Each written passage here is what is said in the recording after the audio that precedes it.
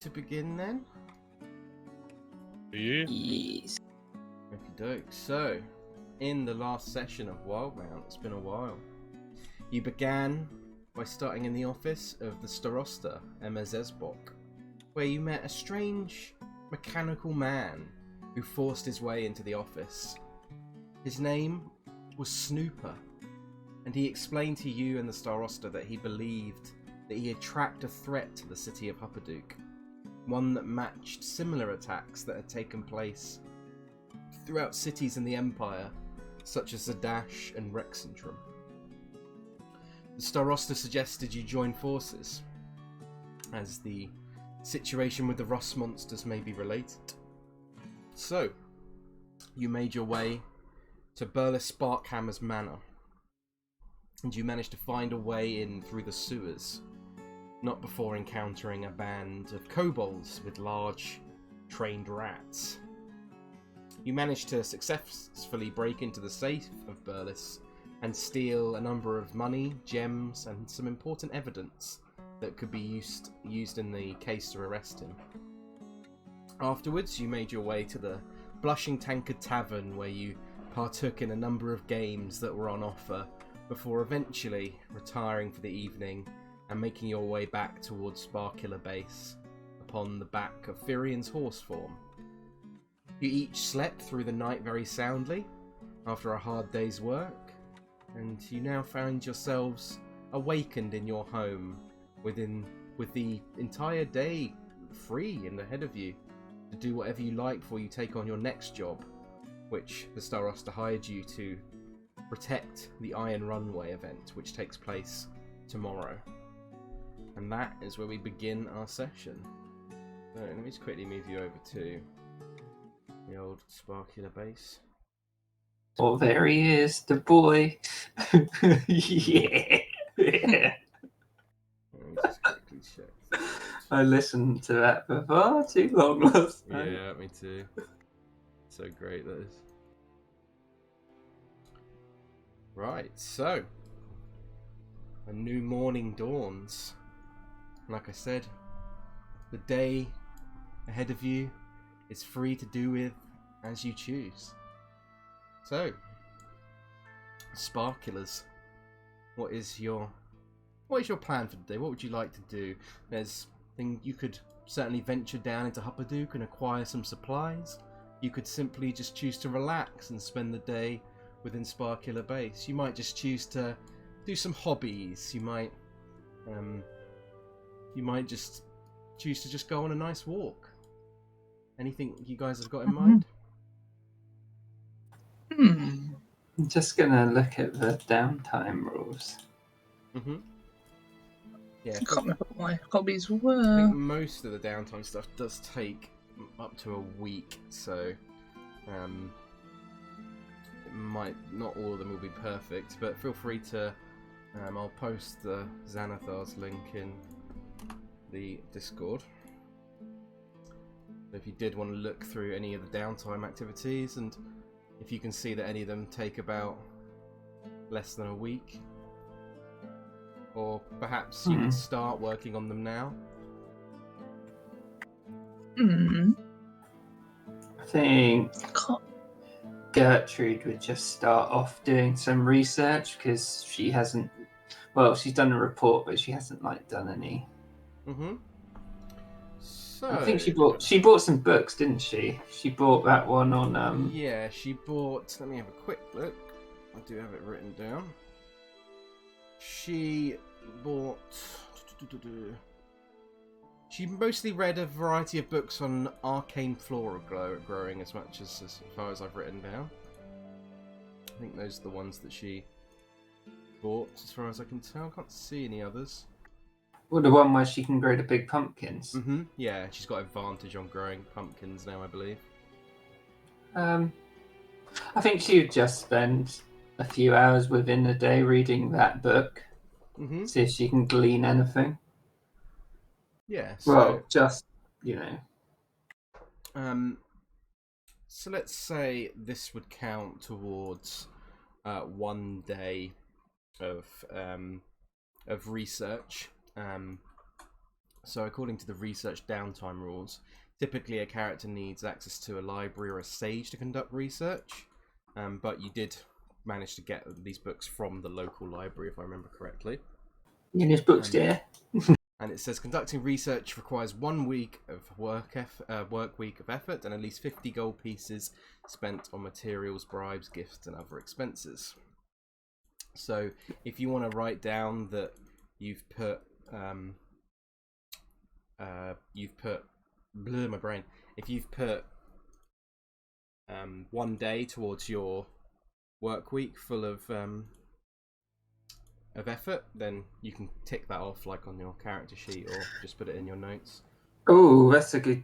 You know how a week in D&D counts as 10 days? Is that Yes. 1 or 7? Is that 1 or 7? It says work week, so I would personally count it as 5 days, especially because it's 50 gold pieces. To me, it makes sense to be 10 a day. 10 gold piece a day. So that makes the most sense to me that 5 days would be a work week in my eyes. Maybe in the world of Wildemount, perhaps they have longer weekends, which would be nice in our real world.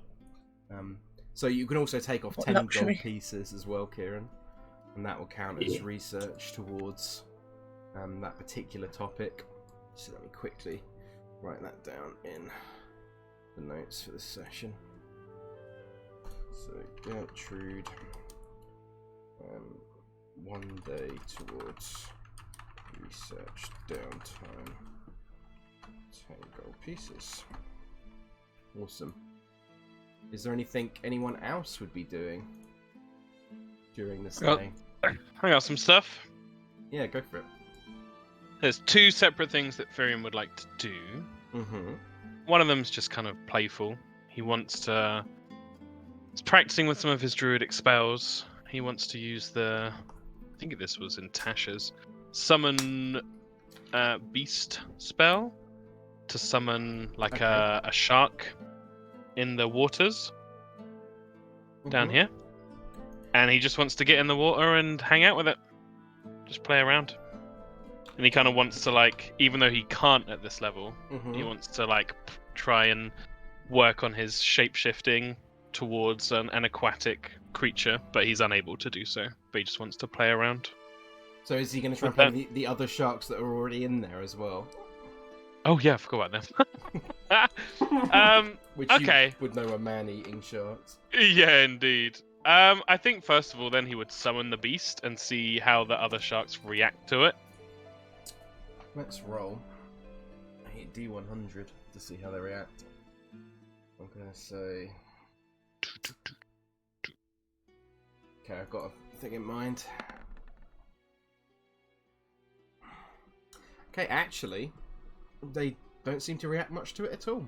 They initially seem like somewhat interested that there's a new member of their species within their tank, but they quickly ignore it. Cool. Yeah, he's not an idiot. He would just yeah, that's better then. He would, because obviously with the spell, it lasts for an hour, and you can communicate instructions to it and such. Mm-hmm. And then also as a Circle of the Shepherd druid, he has the ability to understand bestial like motions and ideas and such. Yeah, of course. So I think he'd spend that hour through the shark, like hanging out with them, also trying to get a feel for how the sharks are doing and whether he can start giving them basic like instructions or what have you. It might also match with like feeding them and things like that. Mm-hmm. He's not trying to fully train them, but just trying to connect with them on a basic level. Okay. In that case, then I would say, let me quickly look at the skills. Yeah, he's definitely not getting in the pool. Where is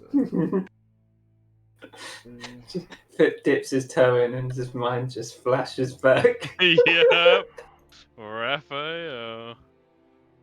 I would say do a animal handling check, followed by a nature check, and then followed by, I'm going to say, a persuasion check.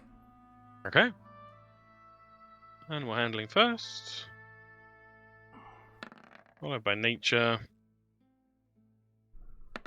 Followed by persuasion. It's definitely my weakest on persuasion. Okay. I do. Ooh, not great. So, with those checks in mind, with a natural one, that obviously makes it a bit worse. Yeah. You struggle to get through to the sharks. You find that they're, compared to other beasts that you've communed with, you've never really come into contact with sharks before, and you find that their almost like lack of emotion is quite alien in a way to you compared to other beasts you've communed with and talked with, and you find it takes a lot longer for you to get this connection with them, and I would say that you would probably need to spend another day towards trying to work with them and understand them to gain a proper connection with these sharks, because currently they seem to just be reacting to really when you try and give them food. Otherwise they're kind of just ignoring you and don't really seem to care. Cool. I like that. The second thing will depend on whether at any point in the day Blossom's going to leave her room. Yep. Okay, well then what he wants to do is essentially he wants to find Blossom a nice spider. So he wants to use his other wild shape to turn into a spider, go into her room, go and hang out with the other spiders and chat with them a bit, just to make sure that they're happy. I think he did this before. Yeah. But just to make sure that they're happy and good, and also to get a feel for like if there's any kind of gaps in her spider variety.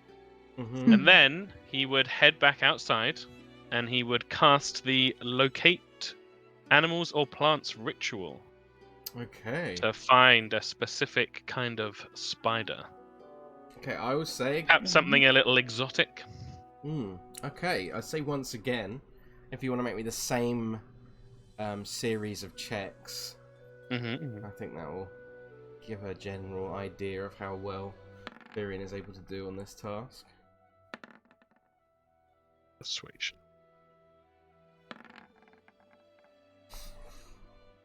Okay, so no natural one. No natural one. You do manage to sort of commune with the spiders a lot easier than you do with the sharks. You find that spiders are more, very kind of instinctual creatures, much like sharks. You do find they have an easier sense of understanding with certain movements and body movements that you can make, and you get like a real sense of moving your legs in certain ways to indicate certain kind of feelings and emotions and reactions, and sort of gauging reactions from them. You get a sense that they seem pretty happy in this cave. It's warm, it's not like completely sort of industrialized, so it feels more natural to them from what you can tell. In regards to finding another spider, with that nature check, I think you do manage to find other spiders, but they aren't particularly exotic. You'd probably find maybe similar kind of house spiders and of that nature. So I'd say with those checks, he'd probably have to, again, spend more time searching for another exotic spider. But he's made the sort of the contact with the current spiders that live there, so he's definitely got some kind of connection with them already, I'd say. Cool. Yeah, with the ones he finds that are just kind of normal, he would essentially ask them if they want a nice, easy place to live, or if they're happy out there where they are. I think they'd probably follow you back, even with that 9 persuasion. I think. Cool. These ones he wouldn't be pointing towards Blossom. He'd just let them go where they like in the cave, really. And he'd tell his birds not to eat them. Okay. So they probably find somewhere, maybe just around the entrance to start with. Especially seeing the the massive waterfall, the silver falls, is probably a bit off-putting to them at first. Yeah. But eventually they probably find a little sort of cubby hole in one of the areas of rock in the wall that they can call themselves a little home for the time being. Perfecto. So that's a druid's day's work. Okie doke. And Blossom. Blossom. It's gonna do her little spider collecting hobby. Okay. If you'd like to roll on your hobby table. Ooh, an 18. Have a look what that is. Where is the hobbies? They are down in supplemental. So that is a progressive session. So you gain 2 points towards a proficiency, and you have advantage on the next day's session. If you want to take note of that. Yeah, 1 sec.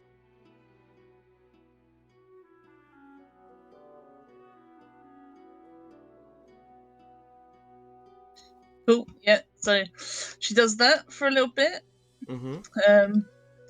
Don't know if Firion would be there when she's doing it. She's just hanging out with the spiders, looking around for some more. You might notice a slightly green shaded spider Yeah. hanging about. Oh, there's a green one. Hey, green one. There's a little corner of spiders. You can go join them if you want, but I'm gonna go look around for some more. And maybe there's more green ones. He'd scuttle away to the other spiders.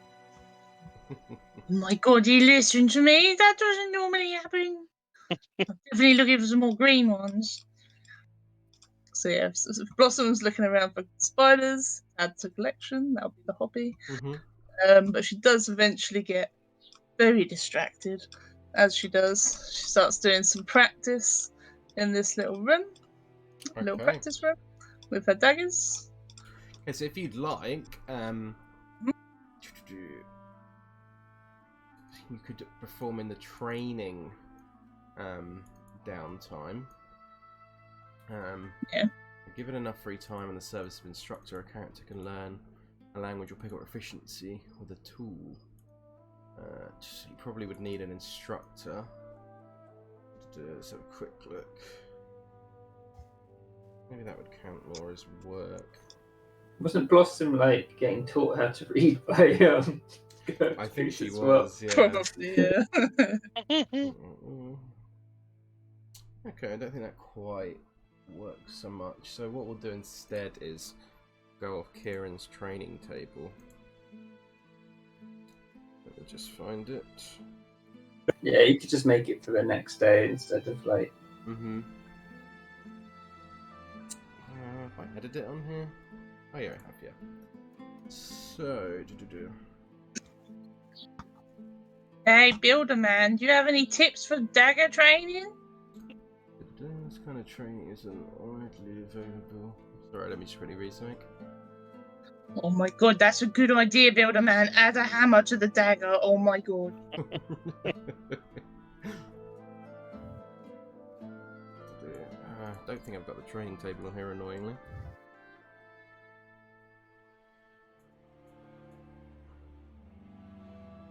I can find it. Yeah, if you don't mind finding it for Kieran. And if you want to roll a d20, Hannah, to see how well the training goes. Yeah.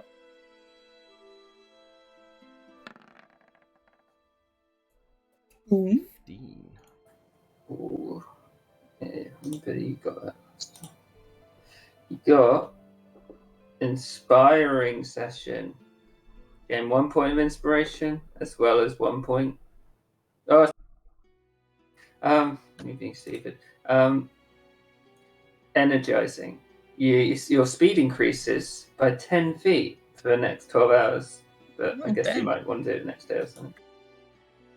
I'll count it Yeah, the next day for this case. Hell yeah. What was it, by 10 feet? Yeah, so Nice.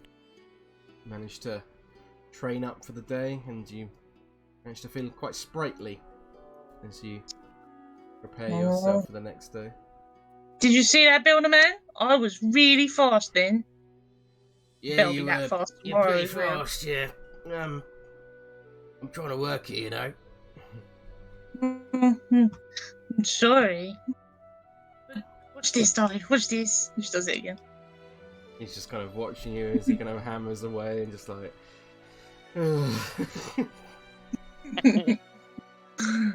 then Blossom will eventually get a bit bored of doing training, so she'll say, okay, Builder Man, I'm tired now. I'm gonna go wander around. After Gertrude's done, she would head to the bar after all her book work. Mm-hmm. And I think you would also find Snooper sitting there, as well as Batista. And Snooper would, as you enter the room, Gertrude would look up to you and say, "Ah, hello, Miss Von Tillage. It is good to see you on another bright morning." What have you been doing today, Snooper? I have been exploring this space of yours that you call home. It is very nice. Did you talk to, and she sighs, Lambert about his book? Yes, he spent quite some time telling me about the various ways that I could make more gold in my spare time. However, I tried to explain to him that I had little use for gold.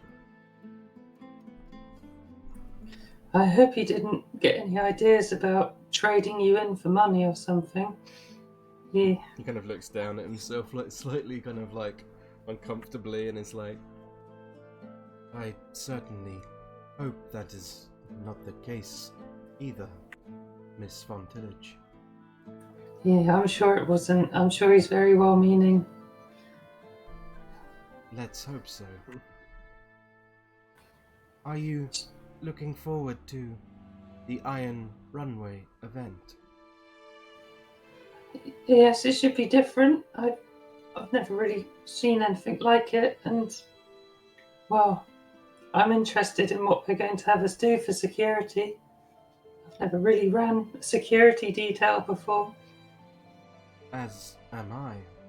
I think we will have to stay on guard if the same terrorists attack Huppaduk that have been attacking the other cities throughout the Dwendalian Empire, Zadash, Rexentrum, then a lot of people could be hurt. Did we tell you about the tunnel, Snooper? She points at the tunnel. He kind of looks to the door and says, I do not think so. What tunnel is this? We sort of know that they were using it to get people here from the what are they called? From the The dynasty. Kryn. Yeah. Mm-hmm.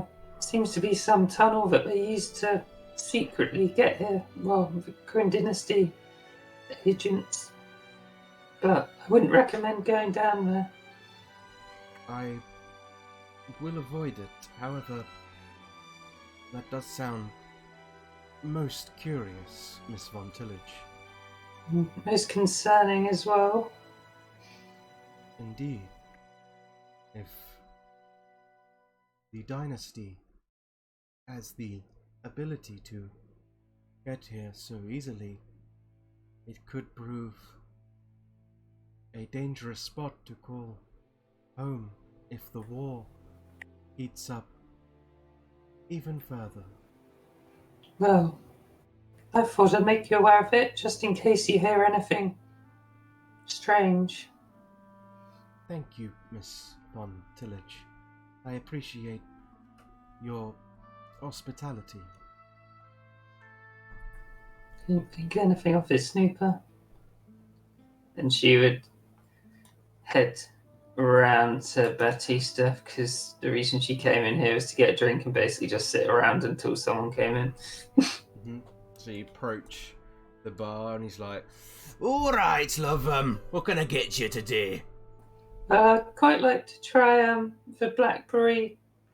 Oh God, what was it? The Blackberry Books Fizz. Yeah, I Yes. can get you that. I've actually been working on perfecting my formula for it, you see. But I thought I'd let you know, just so you don't so you know that I did borrow some of your preservatives and those herbs in your garden.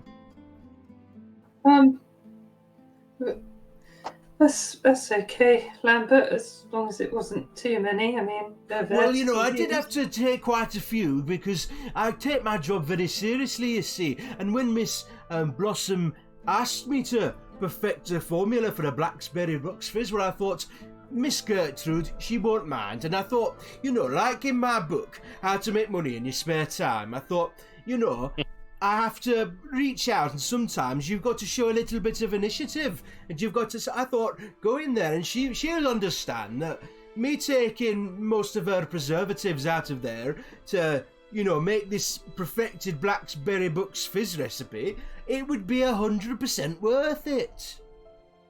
How many exactly? She scowls and she's like, "How many did you take exactly, Lambert?" Well, you know, and he starts like sort of putting up his finger. He's like, let me just count the jars, and he like brings out this like tray full of like pretty much full to the brim of preservative jars, and he's like, it's about 18. How many did Gertrude have? Probably about 24. Oh, She scowls and she's like, I'm sure it's. She looks a bit like stricken. I knew you'd understand, you see. I just think that, but when you try the Blackberry Books Fizz, I think you'll think it's absolutely delicious. I think I've done a real fine job at perfecting this formula. Just like they say in my book, How to Make Money in Your Spare Time. You got to go out and you got to really experience the world, and you've got to sometimes experiment a little to get the perfect thing. And sometimes when you're making money, it's about going through the trial and error process, and sometimes you've got to spend a little bit of money and use some of your resources to get something that's really worth buying. So I think customers, anyone coming up here, would be really interested in this. No, Lambert, I wish you would ask next time before you used my preserves, but it's okay. For this time, it's fine. But Well, of course, I don't wish to tread on anyone's toes. You know, like me, I respect the rules and the laws of authority. So, you know, next time I will 100% ask you, Miss Voluntillich. she's gonna try and persuade him. Mm-hmm. She's gonna say, "Oh, maybe next time you could go foraging, and then you're getting your ingredients for free instead of using mine." Yeah, roll a persuasion check for me. God.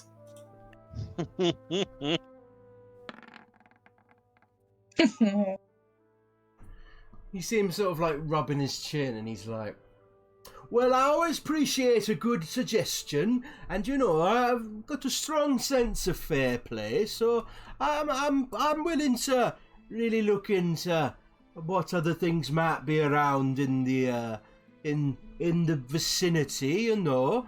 But if you do happen upon anything like ingredients and anything you might want to bring back and have old Batista prepare for you, then don't hesitate at all. Well, I'm sure if you collected your ingredients locally, you could even mark it up as locally produced. And she's gonna go on. As he put the drink down. Yeah, he would have. Yeah. She's gonna take the drink and like sulkily, angrily walk off. You just hear him like in the distance as he says, "It's just like in my novel in How to Make Money in Your Spare Time," and just sort of drifts off as you. At some point, whilst you're sitting there, Gertrude, you would see your house Carl, Rick Aliek, come into the bar and then just sort of look over the room and then look to you and then kind of do a quick sort of nod and come up to the table, and he says, "Oh, I do not mean to bother you, Miss Von Tillage. May I have a moment of your time?" Sure. I had a question for you, a request for you as well, actually, Rick. Oh, of course. Please, I would be more than happy to take any of your questions, Miss Von Tillage. Would you be able to get a lock for my preserve cupboard? Yes, I think I could acquire a lock for you. That would not be an issue. Thank you, Rick. I shall head down to the city later today and see if I can acquire one for you. It's not urgent, Rick. Just whenever I put the next request in for preserves, maybe get it then. Yes, of course. I can happily do that for you. I thought Blossom was going to be the problem with my preserves, not Lambert. Yes, I shall aim to keep an eye on him for you, Miss Gertrude. Yes, I'm sure you can, trick him. Yes, he does not seem the brightest of fellows, I have to say. What did you mean to ask, Rick? Well, I have some somewhat concerning news. This isn't about any of my books or the 6 preserves I have left. No, it is in with regards to, and he kind of looks over to the door over here, and he kind of like leans in and puts a hand up to like whisper into your ear, and he says, the tunnel. Yes. I have heard some strange noises on the other side. Some knocking sounds and some gurgling.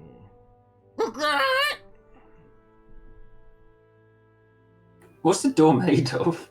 It's like a fully iron door. Was it knocking on the door or behind the door? It was knocking on the door. Gertrude's just like, I've got much bigger problems than my fucking jam jars.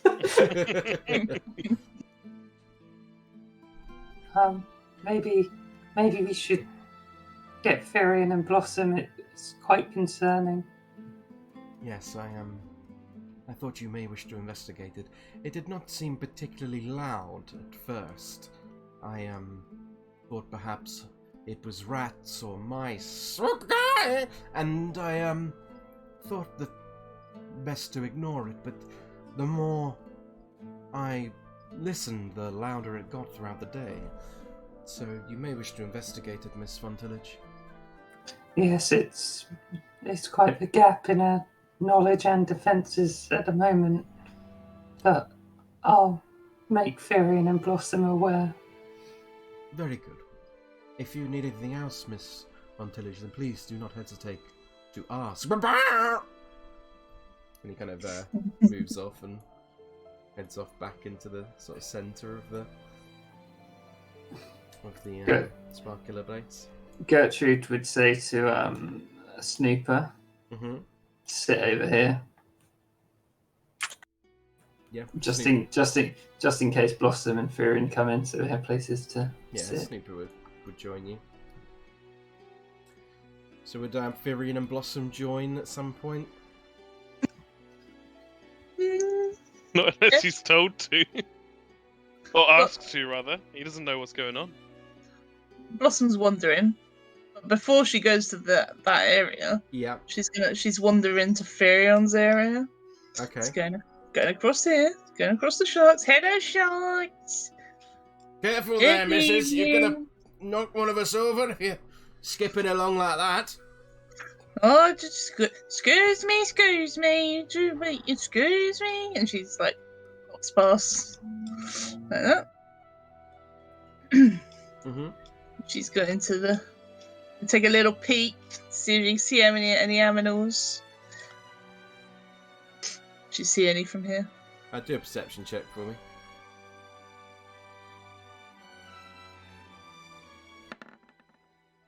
Yeah, you managed to notice the little ravens that are kind of hiding in the this sort of little cavity that's above in the sort of section at the top of the wall that kind of curves inwards slightly, and they're kind of like looking down at you, and they kind of like one of them like clacks its beak together as you kind of walk past, and then in the distance you of course see the 2 deer that Furion has brought back, which are quite happily drinking from the trough and sort of chewing on the hay nearby.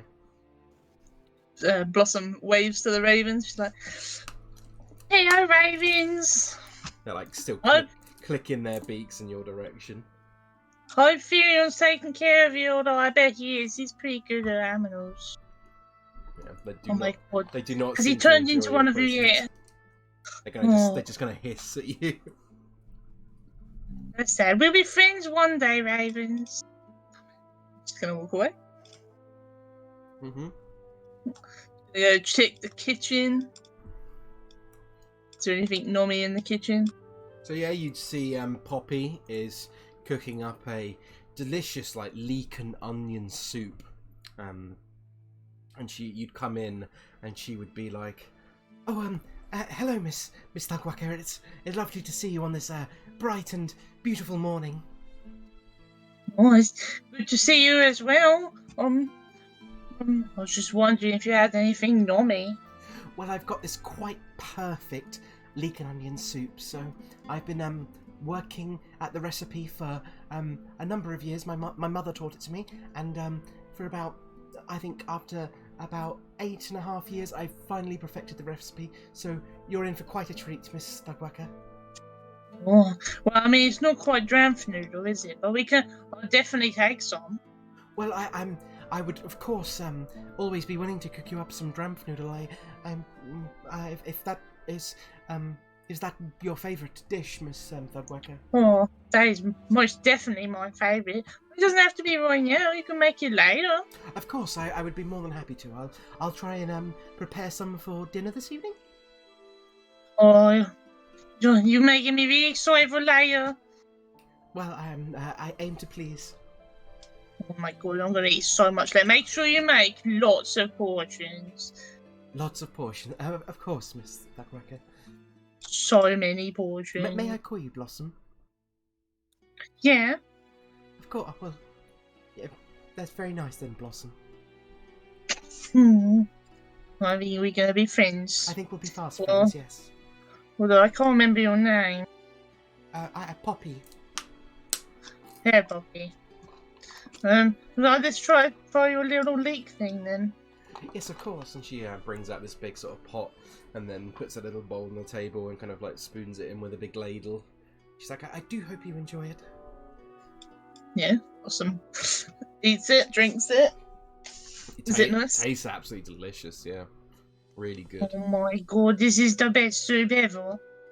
Well, you're very kind for saying, Miss Blossom. Dad, you make such a good soup with only vegetables. Well, like I said, I've spent, my mother originally designed the recipe, but I have spent 8.5 years perfecting it and adding a selection of different spices and herbs that really accentuate the different flavours throughout the soup. Whoa, that's pretty impressive. When I was in my house, we just had water that, was sometimes not the cleanest of water most of the days, but it didn't really matter. Just added extra flavour, and then we just have, some. Occasionally we have a bit of apple, maybe a bit of, cabbage. That, and some of the, on very rare, we'd put some rat meat in there. And it was really nice on those days. Ah, well, I hope that I can continue to please you with the variety of dishes I can offer you, Blossom. Do you have rat meat? I do not. I think it tends to be a little unsavory. Oh, I thought it was pretty delicious when I had it, but yeah, okay. But yeah, I'm willing to try all the things you make. It's really delicious, this soup already.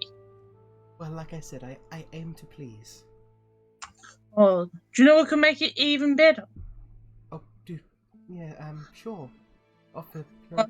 I'd be interested in your opinion. Well, I know Gertrude makes lots of stuff. Mm. I think she grows it.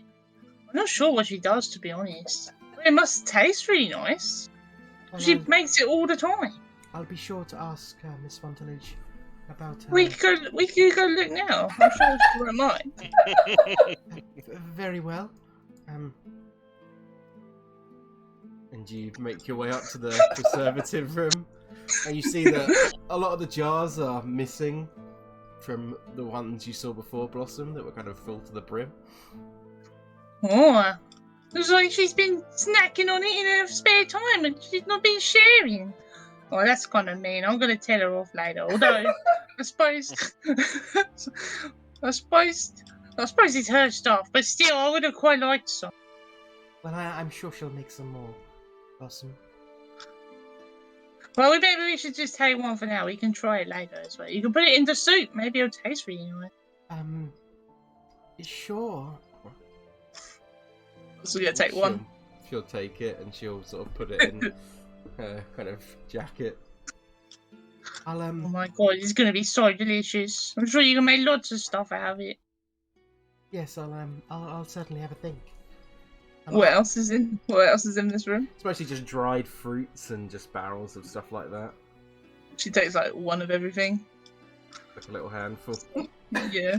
So, oh my god, maybe you could put all of this in there as well. It'll make amazing soup. Yes, of course. I'll see what I can do.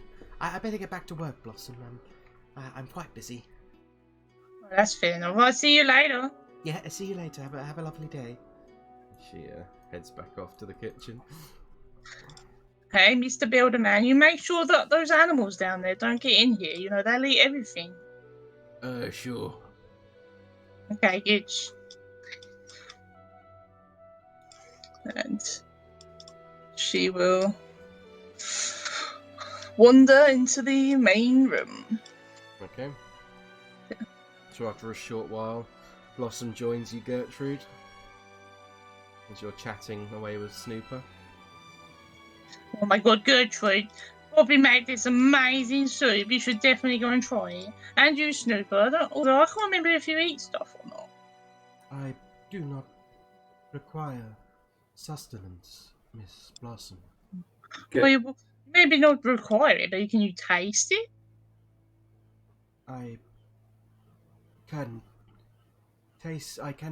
taste per se, but texture I can appreciate, and it often acts as a lubricant for my inner workings.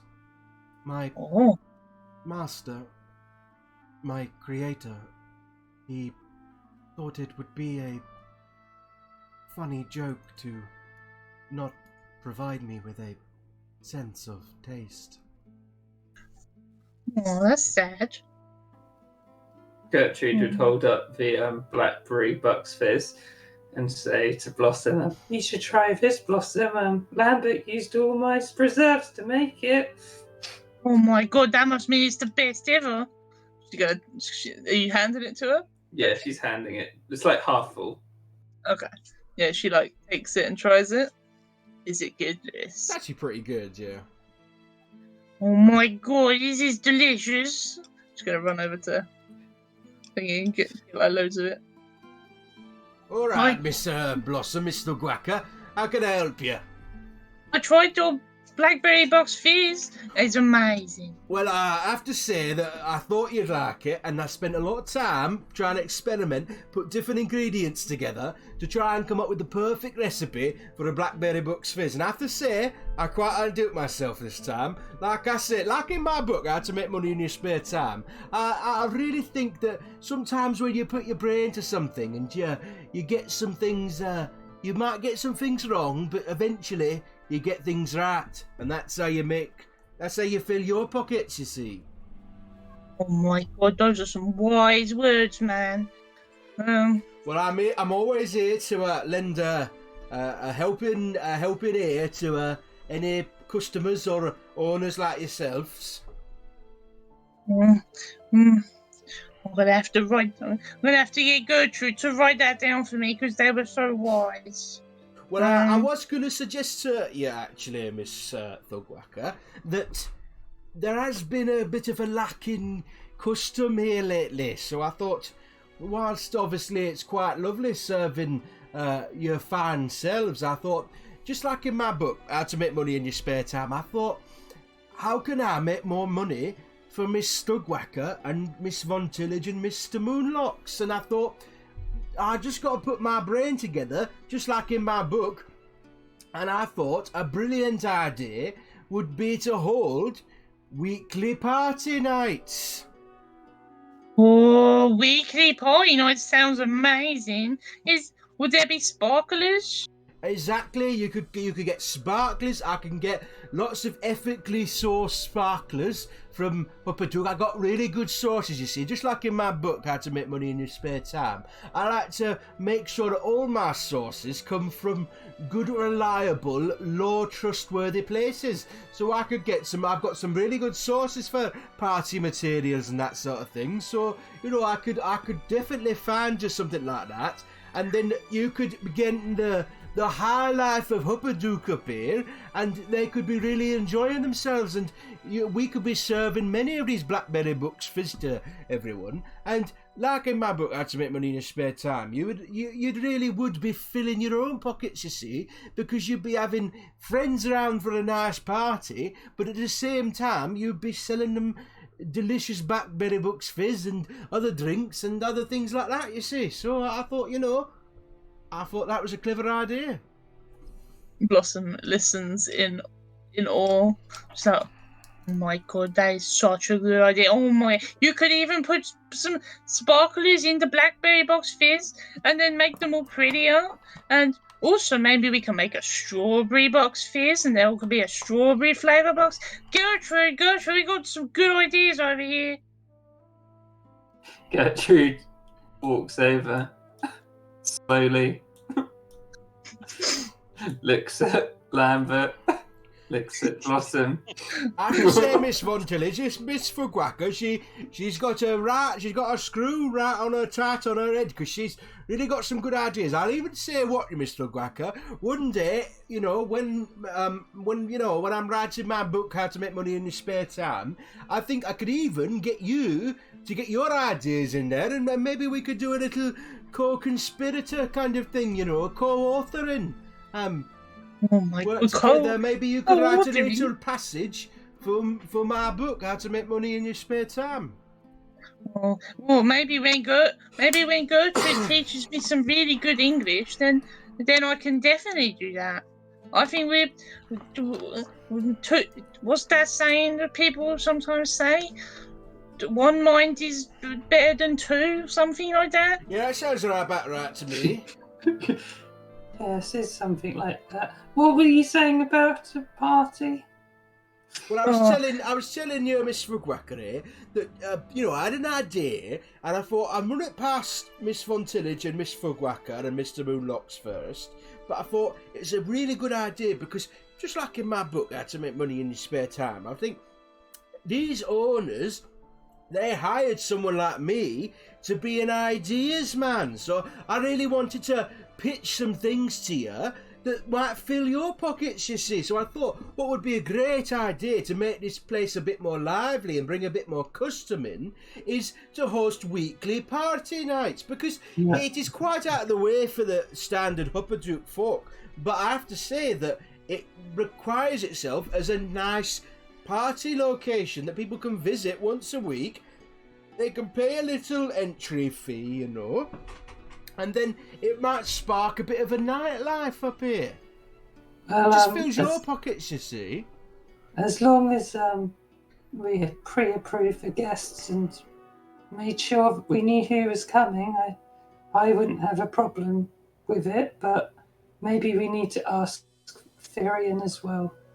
Oh, we can invite the whole of Hoppadook, Gertrude. It's gonna be really fun. Blossom, could you go and get Therian?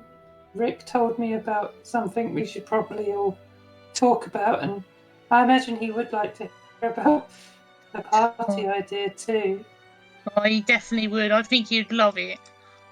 Also, don't forget, Mr. Man, the strawberry box fizz idea. I think that could be the good seller. Box fizz. I tell you what, I write that down in my notepad, and that goes right next to my book that I write in my spare time. How to make money in your spare time.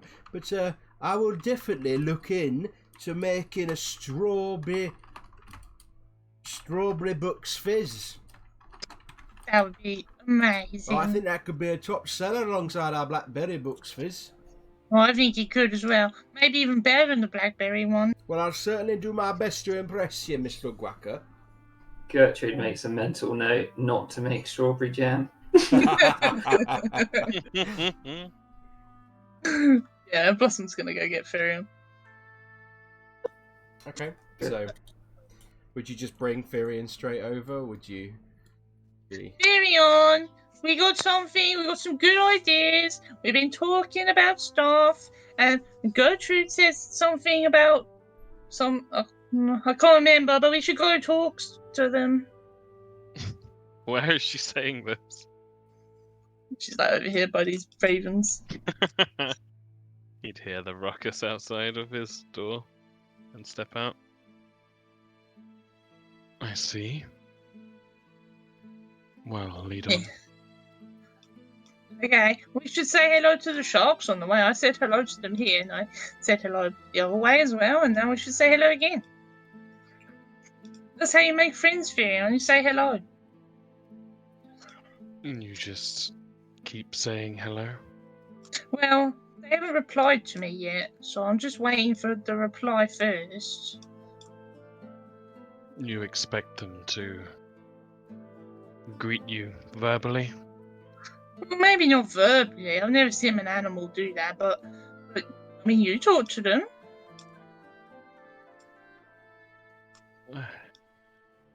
Let's go. Okay. Morning, Buildermans. Morning. See, they responded. They did. You slowly make your way up and find yourselves back in the bar, ready to go sit with Gertrude and Snooper. Yep.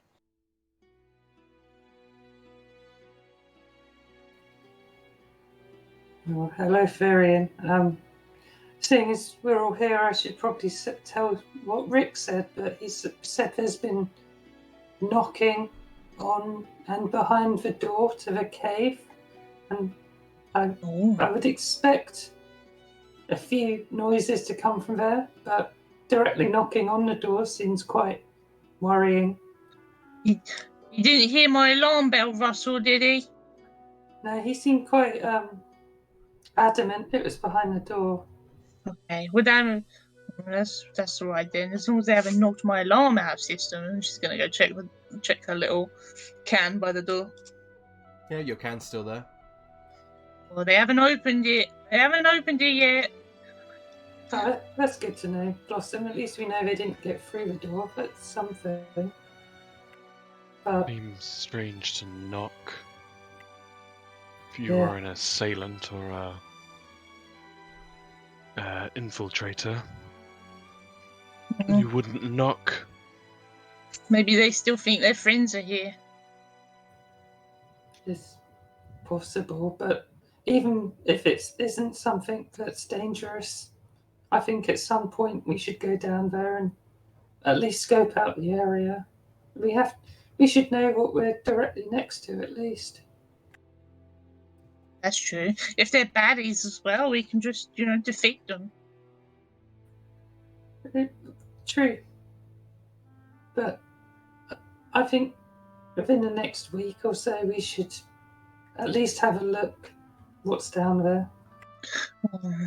What should we do in the meantime? They could trigger my alarm can and come through the door.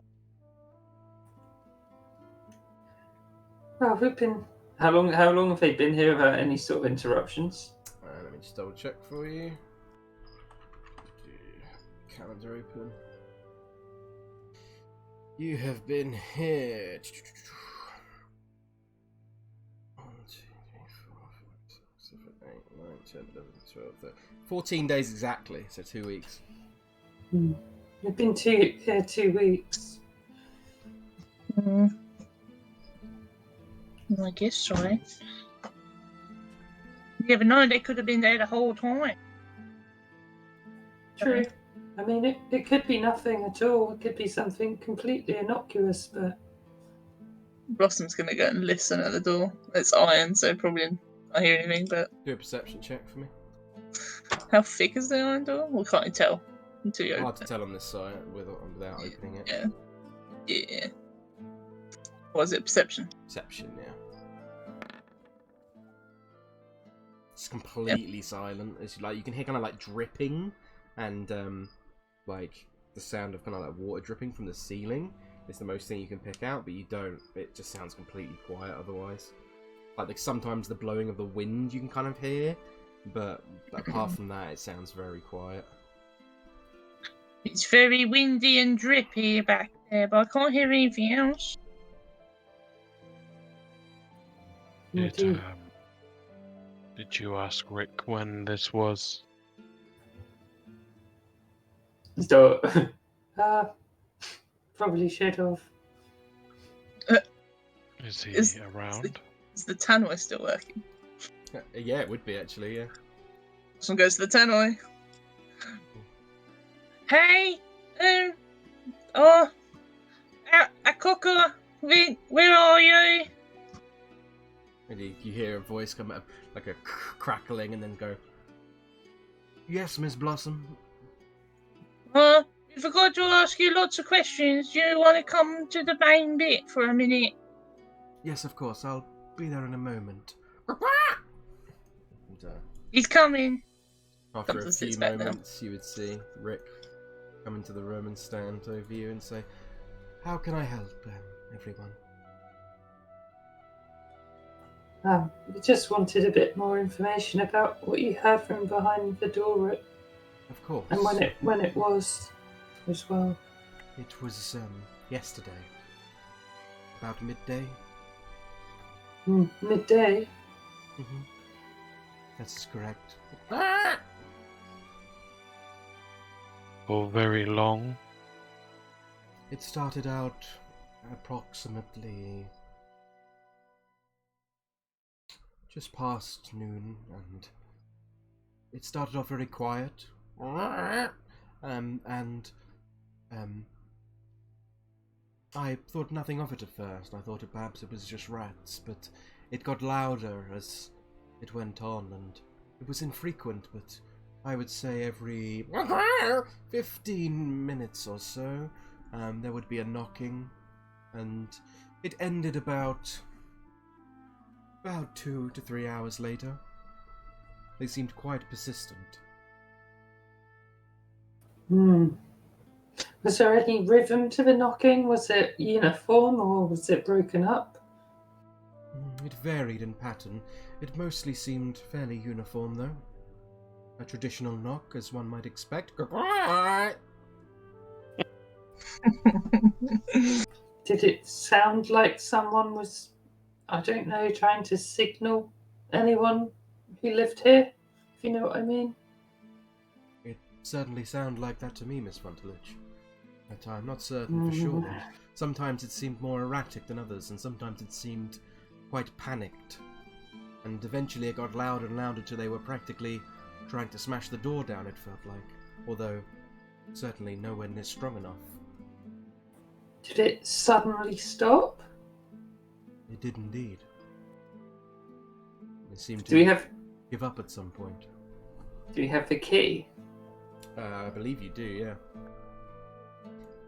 Yeah, you definitely do. You would have found it on the body of the drow guy. Gertrude. Hmm. Did you hear anything behind? What was that you cut out? Did you hear anything behind the door, Blossom? No, just some dripping. She's just gonna unlock the door, like just to see if there's anyone like dead or anything on the other side or passed out or something like that. Yeah, so you unlock the door and open it, and there's nothing else on the other side. But you can do an investigation check if you'd like to search properly. Yeah. Miriam will help. Okay. With advantage then. Blossom's like peering in. A 12. You don't notice anything, Gertrude, as far as you're aware, but you do feel like that you would. It's dark in here, and with a lack of a light, and it's kind of hard to make out things. You could probably spend another hour searching if you wanted to make another check, but it would take you time. You think it currently it seems like there's nothing out of the usual, out of the ordinary from what you've seen before. Just like it looks like a dank, wet, dripping tunnel with the occasional breeze that comes up from beneath. She'd put the light on her quarterstaff, Mm-hmm.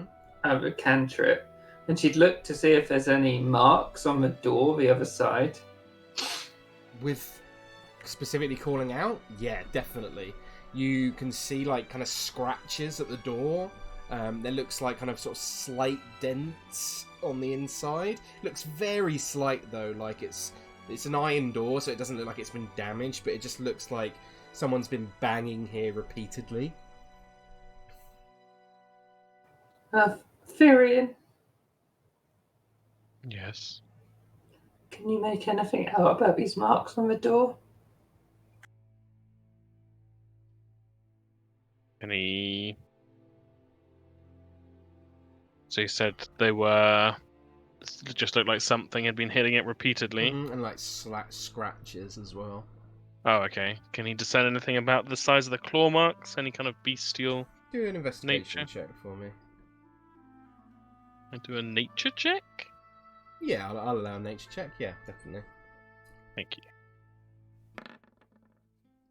15.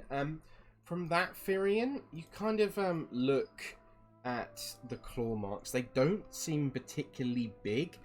You kind of imagine, like, size-wise or imagination-wise, if you imagine a halfling that had, like, claws, like that kind of size of creature, probably, you think, based off, like, just the claw marks themselves, how thick they are.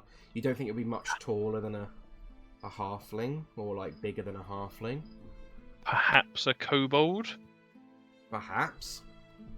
You're not certain. Yeah. Yeah, he would say. I can't tell for certain, but we have run into many kobolds. This would potentially fit them.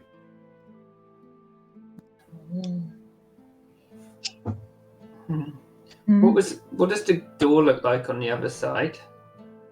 It looks very similar to the main side of the bar, but it looks, I think it probably looks slightly dirtier, like more dusty. Like it doesn't look like it's in regular use before you came here. Does it have a lock on it? It does, yeah. It looks like it can be locked from either side as well. Yes, what I was worried about. How far does it look like it goes down, or can't we tell? It goes down. You can see it like going slowly, gradually down for at least like probably as much as your vision range can see before it goes into complete blackness and you cannot see anything below it. But it doesn't seem to indicate any end to it at all. Okay. Well, it's pretty long by the looks of it. Gertrude would close the door and lock it again. Okay. Do we want to look at this further in a week after the Iron Runway? Yeah, I'd say so, yeah. Especially if there's baddies down there. Varian looks down at the little tin can. Oh, you got to put my tin can back, Gertrude. Very important. Good. Why don't you do Blossom? You're the trap expert. Well, that's a good point. That's a good point. She puts it back.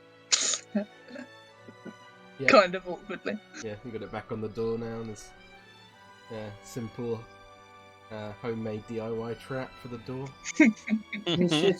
We should definitely look at this sooner rather than later. Got a responsibility to everyone who lives here. Well, you know what? I just had another really good idea. And she quickly runs to her room, grabs another can, comes back, and puts it on top of the door. So if it opens, it falls on someone's head.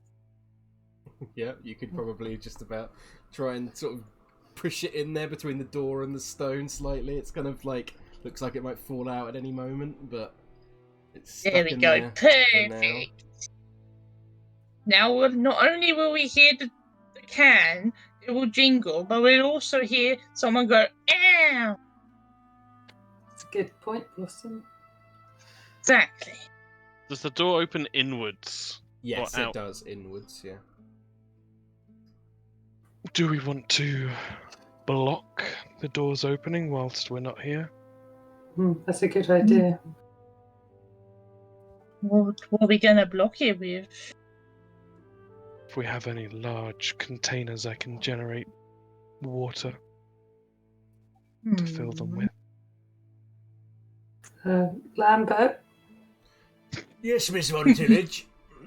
do you have is there a large barrel that you use for brewing around anywhere? I've got a lot of large barrels around, Miss Von Tillage. Just like in my book, How to Make Money in Your Spare Time, I think it's always important to have storage containers lying around. Just in case you need to fill something. Just like filling your pockets, you see. Well, can you go and get it for us, please? Yes, of course, Miss Von Tillage. And he heads off and brings back a big sort of empty wooden barrel. Yeah. Varian puts it down in front of the door. Mm-hmm. And Tom's just looked up how many gallons fit in a barrel. And it says for an oil drum it's like 40 gallons-ish. Okay. So he will cast Create Water 4 times. Nice. So it fills the barrel to the top. Yep. Whilst you're doing it, I think Snooper would lean over to you, Gertrude, and say, Miss Von Tillage, if you plan on exploring this tunnel at any point, after the Iron Runway event, I was hoping that perhaps we could work together further. Of course, Snooper. I will say, Blossom, if you want to have this party, you should look at what's in the tunnel first. Oh, that's true. We don't want any baddies coming up and wrecking the party. She looks at Varian and she's like, Varian's gone squinty eyed. Batista and Blossom were talking about having a party, Varian. Right. Weekly party. Don't forget the weekly part, baby. Weekly party would be amazing. It would have a guest list. Yeah, the guest list is full, all of Hoppadook. Can it be limited away from my corner? I mean, I guess so. People like aminals, you could have a little petting zoo, I've seen those around. They're really fun when they come through town, Have you ever thought about whether aminals like people? Um, well, well, I didn't really think about it that deeply, but they seem to. I don't know. I'd want them kept away. Okay. I would be more than happy to act as a security measure if you plan on holding these parties. Oh, that's a good idea, Snooper. Although, don't forget you got to try the box fizz, even though you can't tell you can't taste stuff. Yes, I would most enjoy that, Miss Thugwacker. Mhm. We could set up barriers at certain points, but part of me thinks that the run up to the party will be straight through my room, so I hope they're not too late. Oh, oh my god! Oh! Builder man, one of the builders. Yes, what would you like? Okay, I can help. Builder man, how much is a swimming pool? Well, it would probably be an extra 1,000 gold pieces. Ugh, It's how not- much is a small swimming pool? Well, it's probably going to be still around 1,000 gold pieces, because it takes a lot of work to mine out these kinds of tunnels. The How ground is structural. It could certainly cause a cave-in if we weren't careful. Well, what about even small? What about table-sized swimming pool? That would be more doable, but I would still say about 750 gold pieces. It takes a long time to survey out the rock and see where a good place for it would be. I already know. Look, come with me, Builder man. Come with me. Okay. This whole area be a swimming pool. Look at it, it's amazing, perfect shape and everything. It wouldn't really work because it's higher up, so the water would flow down into the bar room. No, that's why you got to put barriers, right? You got to put a little barrier here, and then you walk up and then you make it taller. I mean, I suppose we could build barriers round and try and fill it with water, but like I said, it could cause structural integrity damage to the cave, and it would be very risky. Well, I would quite like a swimming pool. I think with all the work we've currently got going on, it looks like we're scheduled to be done by the end of Ken Pillar. Probably on top of that, a swimming pool. It's probably at least another month's work on top of that. You're looking at least halfway through Duskar. Obviously we got Embertide as well, so we won't be working on those dates. So you're more looking being done near to the winter solstice. Plus, I think it'd be a lot cheaper to get a large metal tub, and we can have it as a jacuzzi instead. That's probably a better idea. Oh, but it's not as cool, Gertrude. You could have a swimming pool outside. I mean, that should be cheaper, right? Yeah, but Probably. colder. Well, just never had a swimming pool, that's all. It just seemed really cool. Maybe you can do it. It'll just cost a significant amount of gold and time. Maybe, Blossom, if we investigate the tunnel, we'll find something where we could put in a swimming pool down there. Well, that's a good idea, Gertrude. Maybe there's already a pool down there. You never know. You never know, Blossom. That's a good idea. We should do that soon then. It's real soon. Yeah, we should check that place out before the party. We don't know what we'll find. It could even be, a jacuzzi and a swimming pool. Oh my god, it could be. You're right.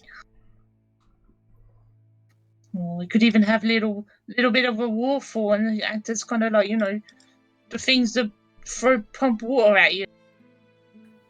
The artificer made that one time. A water gun? Yeah, that.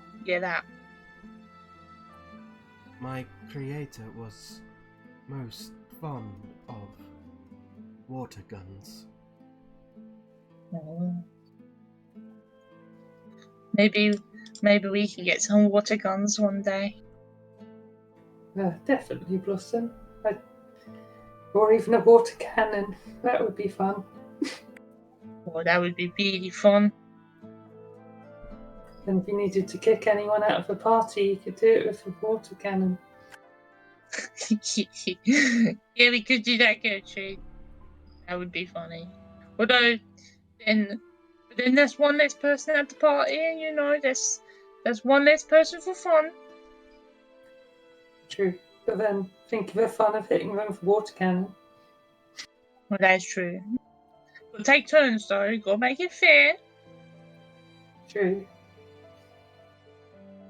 So, as you chat about water pistols for a number of hours,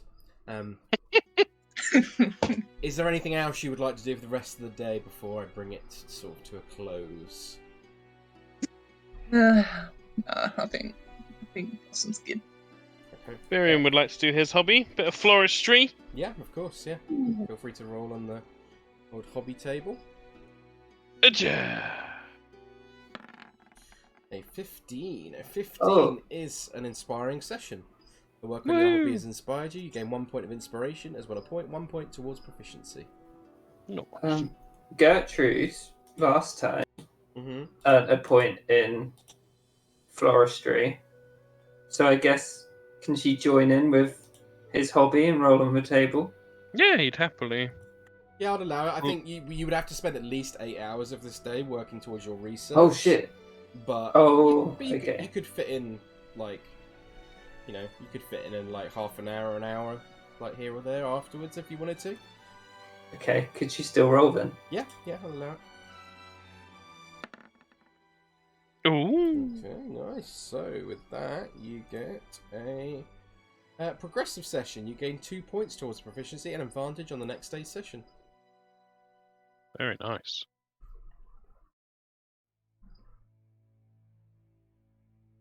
I think she would have made like a reef.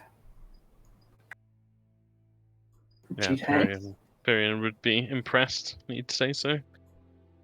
You have a talent for this. Well, my mother used to work at a herbalist, so I guess I picked up a few things from there. Do they often arrange their herbs in decorative manners? No, but when you're a little girl and you've got nothing else to do, you kind of just do it yourself. He'd smile at that. I think Blossom, partway through, would have come to see what you guys were doing. She would notice all the flowers. Be like, oh, my mum and my family have a florist shop, whatever they're called. Florists. Yeah, that's it. Well, if they he slightly shudders. If they visit, perhaps I could ask for some professional advice. You definitely could. They usually make lots of those things. And she points to Gertrude's reef. Gertrude would put it on Blossom's head like a garland. Oh.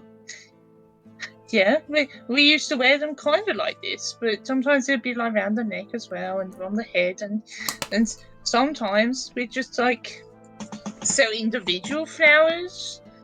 But most of the money came from the brick business. The bricks. Yeah, with bricks. She'd take the garland off her head and she'd go and hang it up behind the bar. You could do that. Pretty, Gertrude. Well, I did it with red, green, and blue because, well, I guess that's her thing. Good to see the influence of the Wild Mother in a room like this. Oh. She's like, I hope Baptista doesn't make it into a drink. Oh, elderflower may be a good drink. You should keep the flower making secret from him. He might, you know, try and get involved. If you're worried about his involvement, you could always leave toxic goods. I was thinking a lock might be better.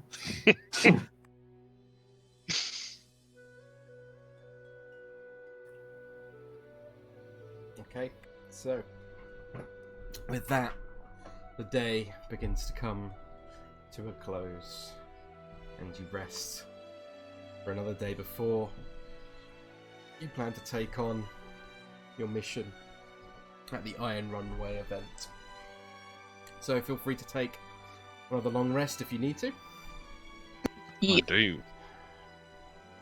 And Do then, my spells. what time would you guys plan on waking up in the morning? The Iron Runway event, you would know, would start about midday, but you know it does take you about 2 hours to get there. We've been told we're guarding, right? You've not been told exactly what you're doing yet. So you've been told that basically just to report to the Watchmaster, Bram Goldschwattel, is what she told you. Okay. Okay. Yeah. Gertrude Wait. put on a little police badge. Give it a little polish. Okay, so Firion doesn't know that they're specifically guarding, so I won't completely skew the spell. But she did mention to you it could potentially be dangerous because of the warning Snooper gave, and Oh, okay. so you would know that it would take you about 3 hours on foot to get there. But if you could cut that time in half, if you decided to go via Firion horse again. Yeah, he'd be down. That's fine.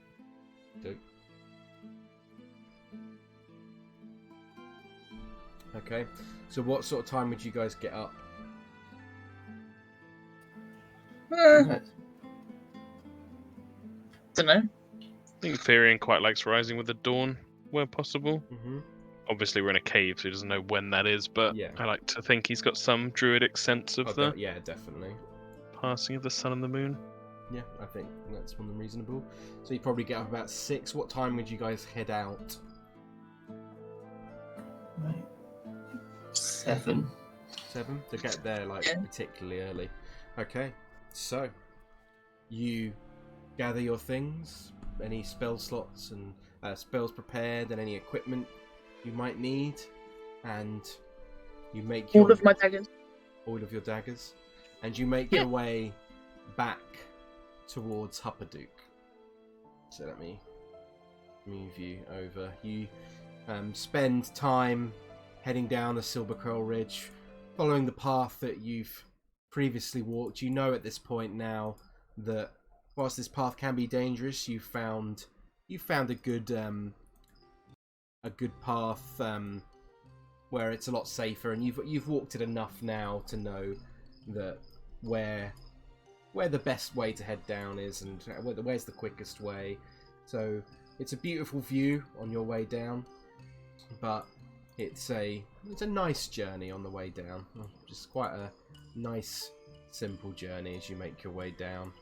And you can already see, as you start heading into the streets of Lower Huppadook, that it's bustling. You can see people heading, like crowds and crowds of people heading in from the outer city in the paths, heading into the inner city. You can see some guards are kind of holding people up and trying to do basic checks on people. You can see merchants carrying wagons full of goods through, getting ready to set up. You can see a lot of the sort of celebrations. You see fireworks have already started going off, and the usual clanking and clattering that you would expect throughout the day within the lower part of Huppadook and the Iron Lot streets and the Builders Plot. It's quiet. There's no smokestacks today. It seems that within Huppadook, this particular day is such a grand event that all work is called off for the day, and a day off is needed as the event begins to repair. And you gradually make your way up to the Ironside Barracks, where you were told to report to. As you try and make your way through the crowds of people, you see there's people in the streets drinking, and you see there's people excited, and you see there's lots of people hanging about. You see like one man is kind of like throwing up little like juggling like these little balls of fire as he does. It's in general just very a very lively atmosphere. Does it look? Sorry, go on, Gertrude. Does it look like Brighton Pride Festival where people are pissed already, or is it a bit more subdued? 100% like that. 100%. Oh god! Yeah, Gertrude's a bit like, oh fuck. He's so busy. The fireworks are going. It's amazing. For you in particular, Furion's holding his stuff close. Mhm. He's not happy about this. Yeah, it's Oh, there's definitely so a bit many- overwhelming. Blossom is striding forward, right into the crowd. Snooper would definitely say, I have not seen this many people together in such a small city in all my time since my creator brought me into this world. I don't think I've ever been in a place this busy. Oh, me neither. I don't think it's amazing. It is quite interesting. Oh my god. This guy! She runs in the crowd. You see Blossom like run off into the crowd, like skipping away, before you quickly remind her that you've got a mission to do. And Gertrude's kind of got her forehand like pulling at Snooper's t-shirt and like trying to form a chain between them all, yeah, and like trying to like reach back for Furion's like, I don't know, whatever's hanging off so it doesn't get lost. No. We get the work to do on a really fun day. We can have fun after the job, Blossom. I guess so. I'm sure you'll find it fun. There's lots of people to talk to if you're doing security or whatever we're doing, whatever they want us to do. That's true. That's true, and I suppose I can join in afterwards. But then, by that point, everyone's already have lots of fun. Well, it just means that you get to see them have fun, and I don't know how I'm going with this. Just I want to have fun. You promise we have fun after? Definitely, and we'll get to watch the Iron Runway, seeing as we're there anyway. That's true. Okay, let's go. so eventually, as you're making your way through the busy Iron Lot streets, you arrive at the Ironside Barracks, and outside you can already see Watchmaster Bram Goldswattle, who you recognise as the man who originally hired you for the mission with Huron Stalmast and tracking down the Goliath woman Sken Zabris.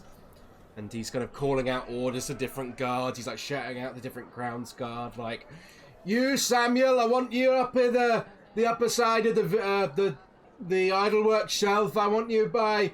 And you like hear him talking out of various different places of assigning different people. He says, "Make sure you two outside the Brushing Tankard Tavern. There's probably going to be some idiots doing some bullshit around there." And eventually, like, you walk sort of towards him, and he kind of like eyes you, and he recognises you, and he's like, isn't it our resident Spar Killers? Oh yeah, that's us. Lovely to see you both again. I've all of you again." And he kind of looks at Snooper like, Don't recognize you, though, metal man. Is he an entry in the iron runway? That's rude. No. Well, it wouldn't surprise me. Well, regardless, I've been told that you a lot are involved with security today. Blossom's looking at Snooper. He reacts at all. Doesn't react at all, no. Just stands there, kind of tilts his head slightly to the side in confusion like a dog.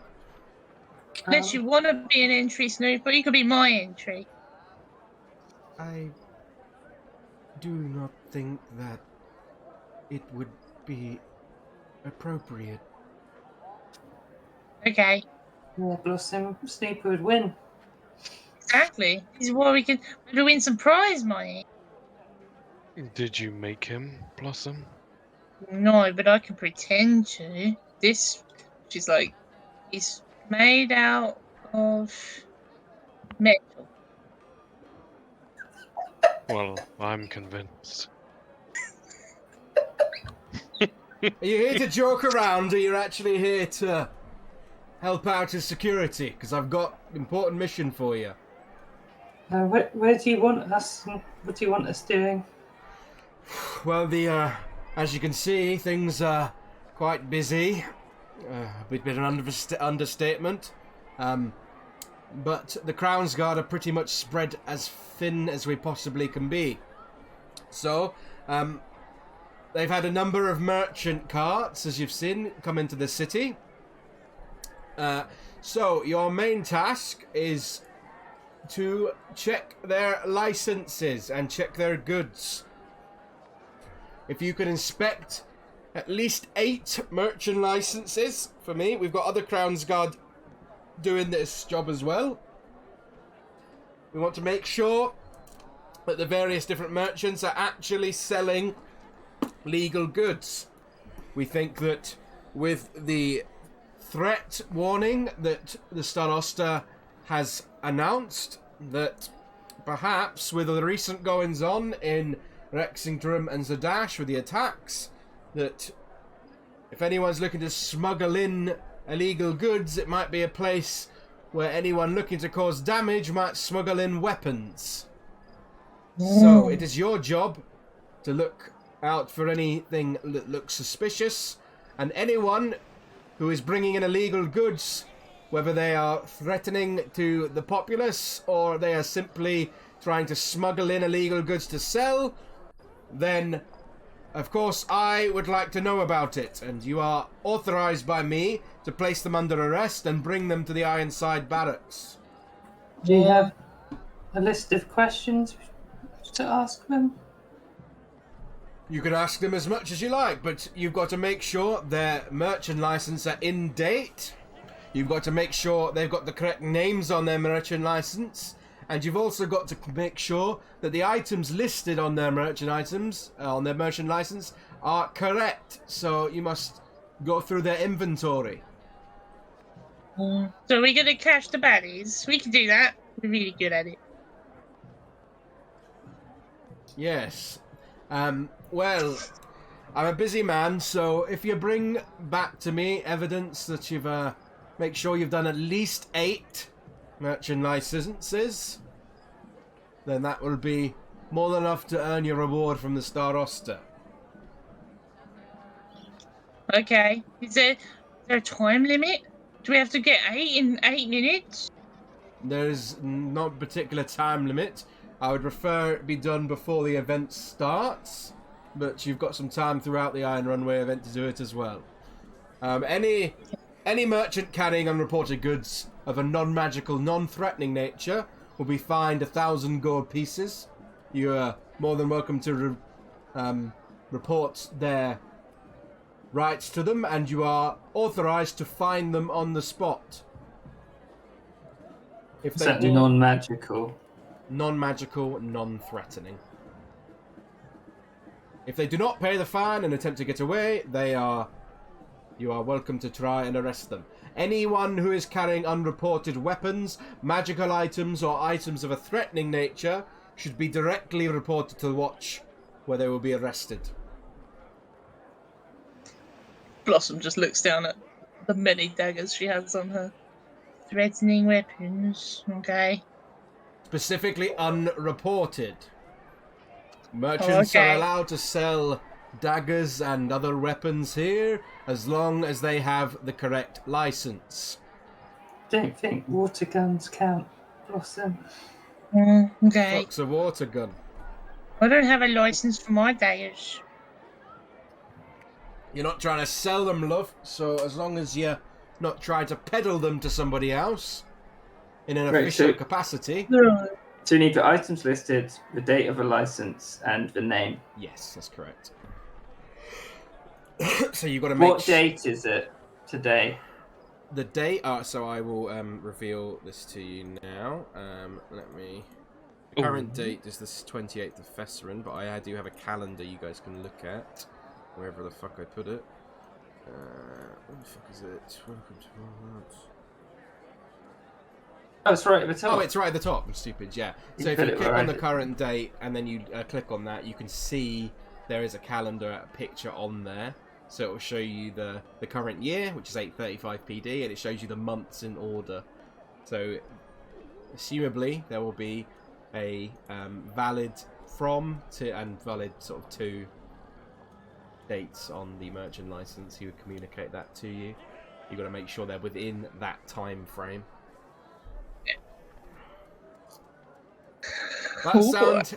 That sound good? Good to me. Right, Yes. well, if you make your way up to the idlework shelf and you like to blend in and start checking licenses, you've got your badge of the Crown's Guard, I see. So, good luck. Thank you. We're going to catch all the baddies. Don't you worry, sir. I certainly hope so. Right, I'll be seeing you later. Goodbye. He starts shouting out orders to other guards and other things of that nature. So, do you guys head up your way to the idlework shelf, or is there anything you want to do first? Stop at any shops or anything on the way?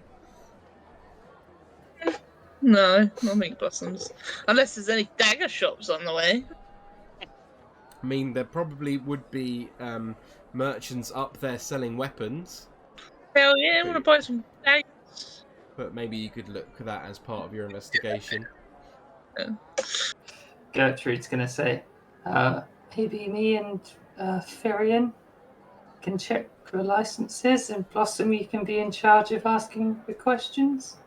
You've got away with people.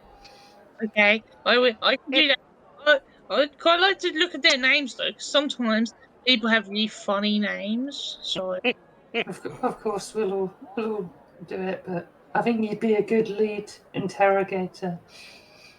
okay, I can do that. Okay. Maybe Snooper, you can check the goods. Of course, Miss Montelich, I would be more than happy to assist and make sure that none of these tragic events happen again. Yeah, we will. We will, Snooper. We're going to stop all the baddies. Yes, we must make sure that any of these baddies are stopped. I'm going to ask them all the questions. You've got to be really thorough with these the logistical things. I shall certainly aim to be. Some looks at Gertrude when she said logistical. Yeah, Farion looked at Blossom when she said logistical. Is that the right word, Gertrude? Logistical. I think it'd be just logistic, but Oh, it's good. okay. I knew what you meant, and half of language is meaning, the other's just to make it fancier, I suppose. Oh, yeah, I can. Logistical. I was just making it more magical. Yeah, yeah, definitely did that. If you use it enough, it might become ubiquitous. Yeah. What's equitibus mean? Like everyone in the populace uses it. Oh, okay. Right then, this. Let's play some papers. Yeah. Snooper would lean down to Blossom and he would say, "It seems we are both learning new words from Miss Von Tillage." It would seem so. We can both learn together, can't we, Snooper? I would most certainly like that, Miss Blossom. Got to do the pose before we go. Oh Just yes, does of course. And he does the Saturday Night Fever pose or whatever it is.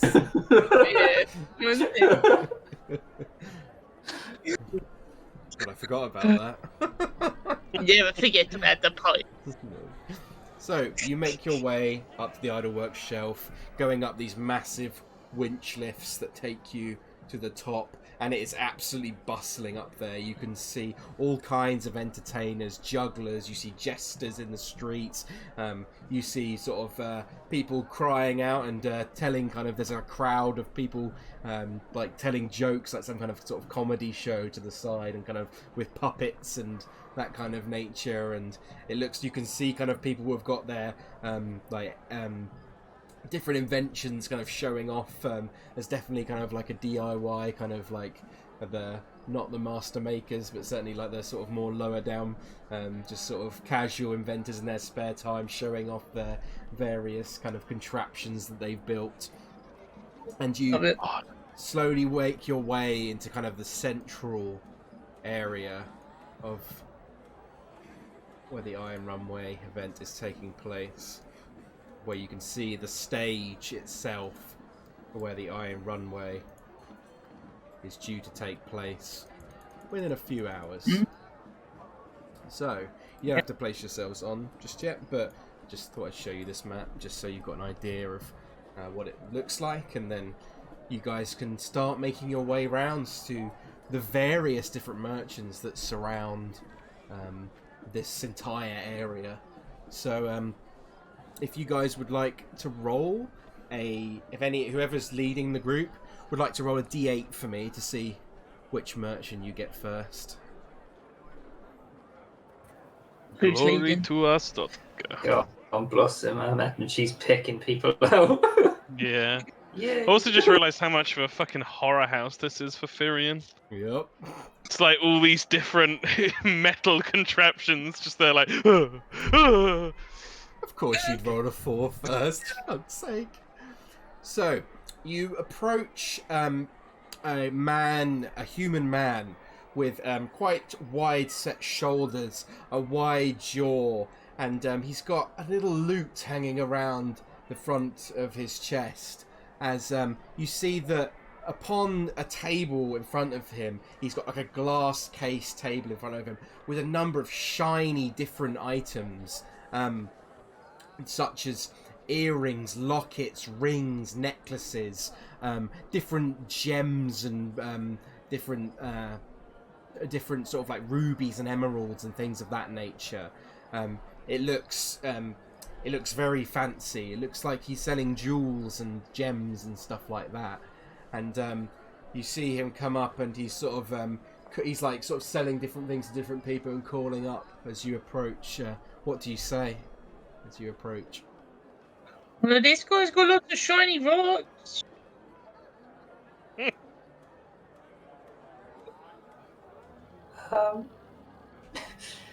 So we have to. It's not like they have to go through a checkpoint. We're just going up to random vendors, exactly. right? Yeah, you're just sort of doing random checks. Yeah. Hello, we're here to check your papers for selling these items. Excuse me. What is your problem? I don't have a problem. It's just mandated by the city. I see. Well, And she pushes out her chest with the badge on. you see, he goes to hold his hand forward to take your hand in his. Do you accept it? She'd gesture to Snooper to shake his hand. Snooper, he looks over to the metal man. He's like, "What is this, metal man? It is quite fabulous. Please." And he takes Snooper's hand and kind of reaches out, kind of looking confused, and he just kisses Snooper on the hand, and he's like, "It is a pleasure to meet you. What is your name, madame?" His name's Snooper. He's a man, I think. Snooper, a beautiful name for a beautiful man. And your name, madame? And he looks to you, Gertrude. I'm Gertrude von Tillage. Gertrude von And he's Tillage. I can hear the birds sing your name. It is so beautiful. Just like your face. And you would look even more beautiful with one of my beautiful necklaces around your exquisite neck. Well, maybe we can talk about that after we've checked your identification, Mr. Yes, of course. And he brings up the loot and swings it around from his back to the front and goes ding ding ding ding ding ding ding ding ding ding ding ding ding ding ding. Fernando Hemperdale. That was pretty amazing. Yes. I believe him, Gertrude. I believe him already. And another beautiful friend. Please, what is your name, madame? I'm Blossom. This is good. Blossom, like a flower in spring. Exactly. And that's Firion over there. He likes really big green leaves. Oh, Firion, a beautiful elven name. I am very impressed with this group. And you say you wish to see my license. Let me fetch it for you. I will not be a moment. Got to make sure you're not a baddie. And he sort of reaches through his satchel and he brings out this license, and I will reveal it to you.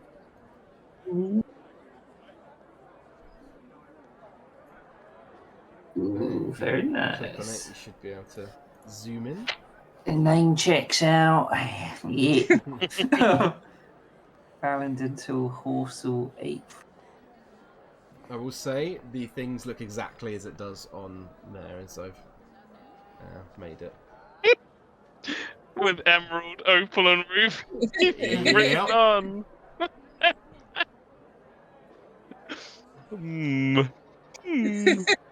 You guys can also, if you're doing a check to see what his actual goods are, you can do an investigation check whilst you look through what his goods actually are, on the table in front of you, not just what's listed on there. Okay. So if you want to do an investigation check, then you can see what you find. If you whoever wants to do it can do it, or you can do it with help if you choose to. I guess. Well, unless anyone else wants to look. Very more help, Gertrude.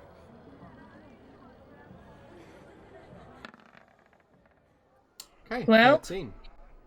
So Gertrude, you see. He's on the paper. He's allowed. I'll just copy and paste this. His lists of goods I'll post in the chat is as follows. This is the things you find in there. Ooh. Okay. So yeah, you've got to make sure the name's right from what he's told you the name is. You've got to make sure the goods are actually permitted and written on. And then you've also got to make sure the date is valid. Hey, valid until. Wait a minute, Mr. Man. What was your name again? Fernando Hemperdale. But that's very impressive. But this one says Fernando Hemperbale. That is a D, my darling. A D for a beautiful letter in a beautiful alphabet. Oh shit! Where is it under? Is it under? I accidentally closed it. Under what? Sorry. It should be under Adventure in Wildemount, Arc 1 Blaze of Glory, and then Iron Runway. Yeah. All looks good, Fernando, but it seems you've written on extra goods. That is no. That is not true. All the goods are listed there as written on by the man who did this document for me. Maybe he just wrote them on left-handed. You know, some people are right-handed, some people are left-handed. Some people use their other hand. You know, when their other hand is busy doing something else. Fernando, I have a proposition. If you'd like to hear it. Always, my dear, I am always looking to make a deal. Normally, they would, for having a breach of your license, they would give you a 1,000 gold fine. He kind of chokes up at that slightly. I don't think you're a bad person, but maybe if you agree to not sell the emeralds, rubies, or opals, which aren't permitted by your license, we can ignore this. And she'd look around to see if everyone else agrees with her. Snooper is like watching you intently, like studying you almost. Firion is. I think he wrote them on. It's fine. Firion gives you a slight nod, Gertrude.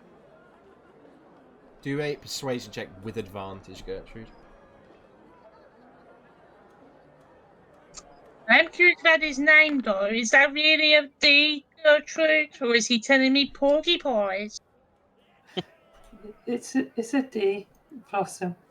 A 15 with a 15, he would kind of like cough and he'd say, "Of course, I meant to take these items off the these are just not for sale, just for viewing." As long as you can promise me that they won't be sold here, then we're fine. I promise, and the promise from Fernando Hemperdale is a promise that anyone can trust. Nods. Now, can I interest you, any of you, in purchasing any of my fine goods? Yes. No, thank you. Although you can play that song again, that was pretty good. Of course! Ding ding ding ding ding ding ding ding ding ding ding ding. Amazing. And what about you, my dear? Would I interest you in a necklace, a signet ring, or perhaps an elegant earring? What sort of earrings does he have? He has like quite simple ones with like just like sort of gold, like looks like kind of gold that hangs down in kind of like quite a simple fashion. And then he's got like more fancy looking ones with like sort of jeweled patterns and pearls and things like that. She'd just take a simple one. Okay, let me quickly get the merchant prices up. So a simple one would cost you 5 gold pieces. Yeah, she'd pay that. See. Thank you, my dear. You will look so beautiful. And the name Von Tillage I will always remember as it leaves the air from my lungs and travels across the winds of the Dwendalian Empire to the coast of the Menagerie. And there I shall spread the name of beauty. Gertrude Von Tillage. Oh, thank you for being so understanding with the license. Thank you, my dears, and I hope you enjoy this fine event. Oh, we will. Thank you, Mr. Man. I think you're a goodie. That means you... Wait, one more time, Mr. Man. You play the song. One more time. Oh, very well. Fernando Hemperdale. Ding, ding, ding, ding, ding, ding, ding, ding, ding, ding, ding, ding, ding, ding. It's so good. I love it. We sort of toodaloo. Toodaloo. What does that mean, Gertrude? I think it's just a fancy way of saying goodbye. Maybe you should start using it, Blossom. God, maybe I should. Toodaloo. Toodaloo. Toodaloo, Snooper. Snooper, you use Toodaloo as well. Toodaloo. Yes, Firion, yes. There were 2 D's in his name. Did you think his name was Fernando Hemper Bale? Oh my god, that's a good... I didn't even think about that, Firion. We need to go back. His name is wrong. Miriam kind of smirks. I think we're fine. So, if anyone's looking for the next merchant, please roll another d8, but re-roll 4s. Blossom is distracted. A 6. Okay. So, you see a middle to old age male halfling. He seems to be selling. He's kind of slow, fairly slow man, and seems to be selling a number of different kind of leather works.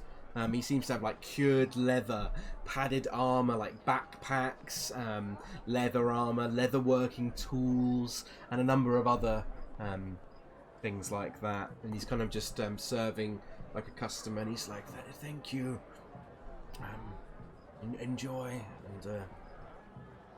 And he kind of looks over to you, and he's like, "How can I help you?" These guys got loads of leathery stuff. Yeah, Mr. Man. Hello. We're here to check your license for the. She gestures at the stall, and she's like, We're inspecting for the guard. Ah, very well. I shall just go fetch it. And he kind of moves his way over and reaches out and then places his hand into like a chest and kind of starts searching through things and then pulls out a slot of paper and I'll reveal to you. What's your name, Mr. Man? My name is Norman Bramblebraid. Well, Not going great.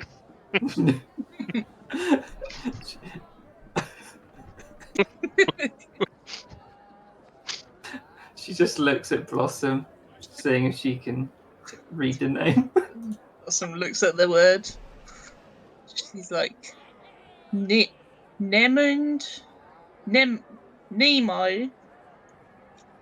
shift hands. Blossom, Is that what you said? do a quick history check for me. I think Gertrude, you could do one as well. Period, definitely wouldn't know.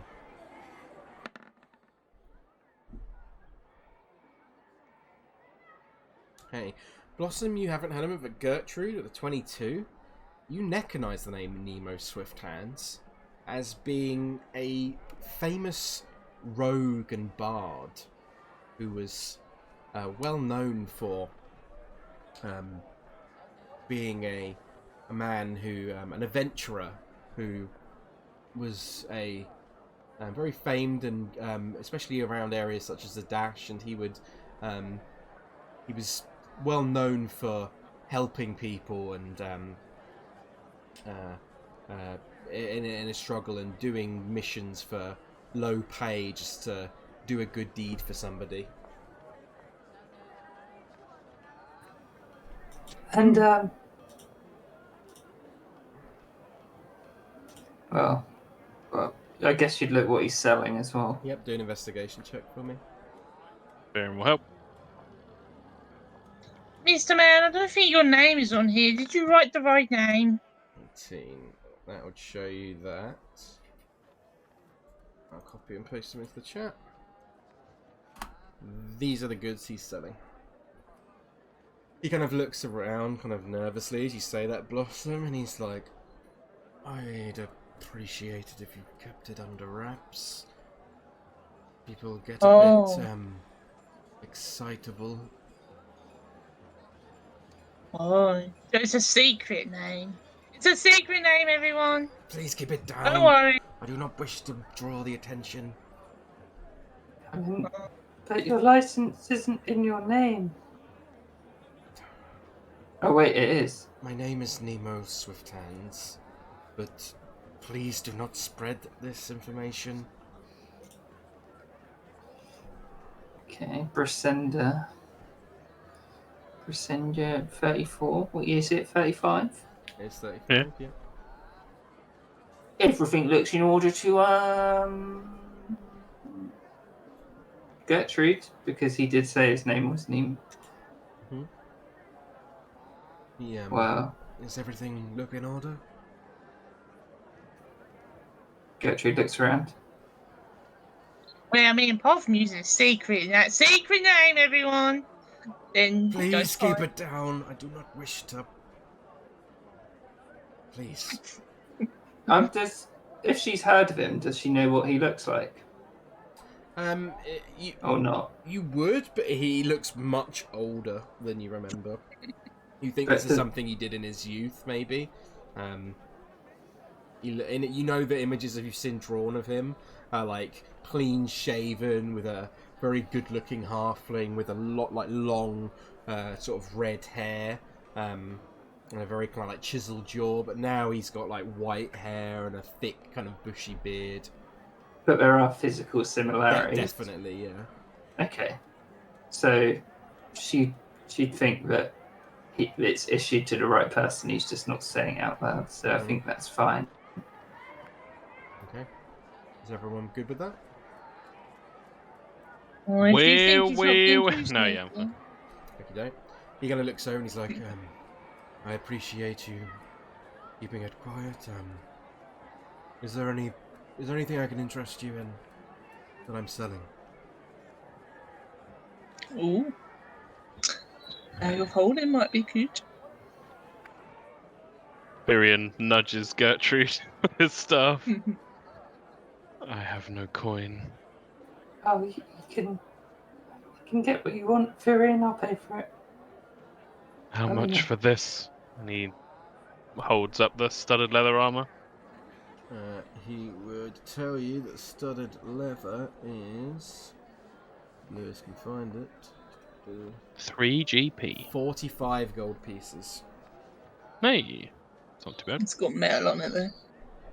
Oh yeah, It does, good yeah. catch. That's what the studs are. Yeah. Then he would put it back down. But Blossom would pick it right back up. How much this, man? I think it's pretty.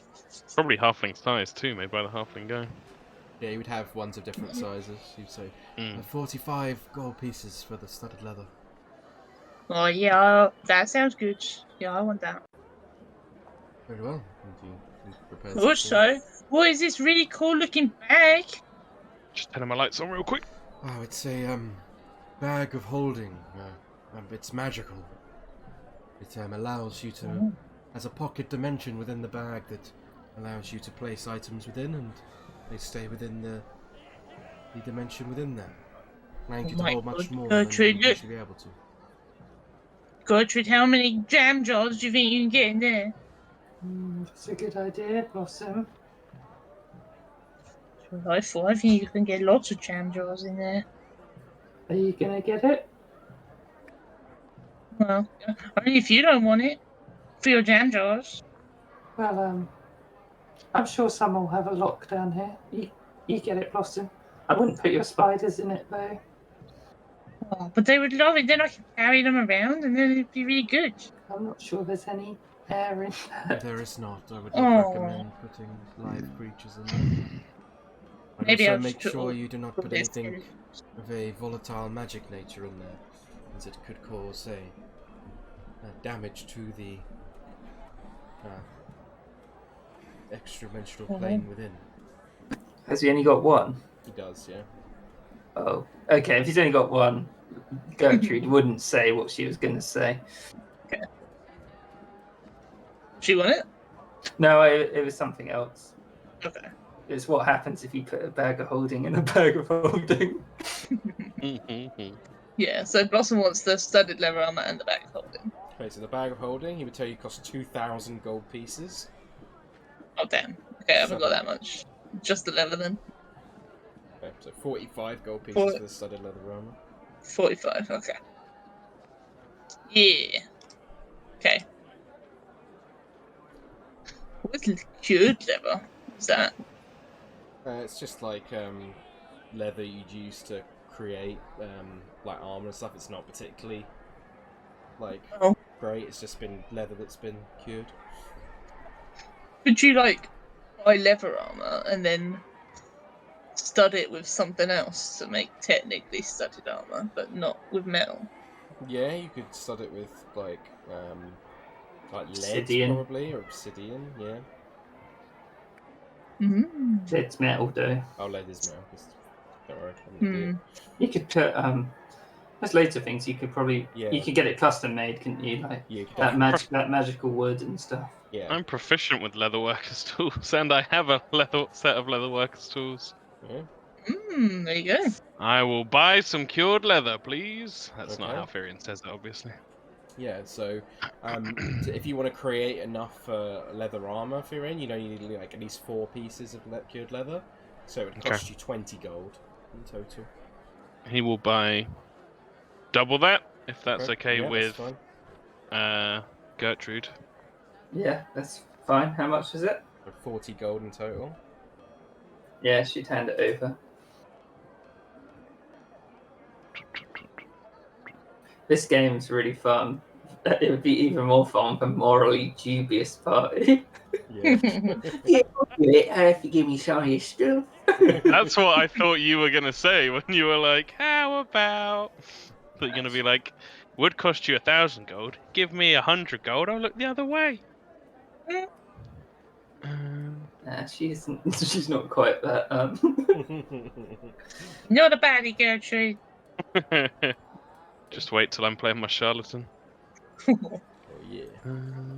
You're gonna switch him to the Taraki. Oh, quite possibly, yeah. Bus is cool. Yeah, it's super fucking cool. How much does it? Do you reckon it would weigh, Lewis? Probably quite a lot, right? Yeah, I think it would be quite a lot. I would say maybe like £5 per bit of leather, maybe. Yeah, and I got 8, so that's 40. I've still got carrying capacity. Yeah, done. Cool. Anything else anyone wants to buy from him? No. Don't. In that case, then, as you move on to the next merchant, if people would like to roll a d6 this time.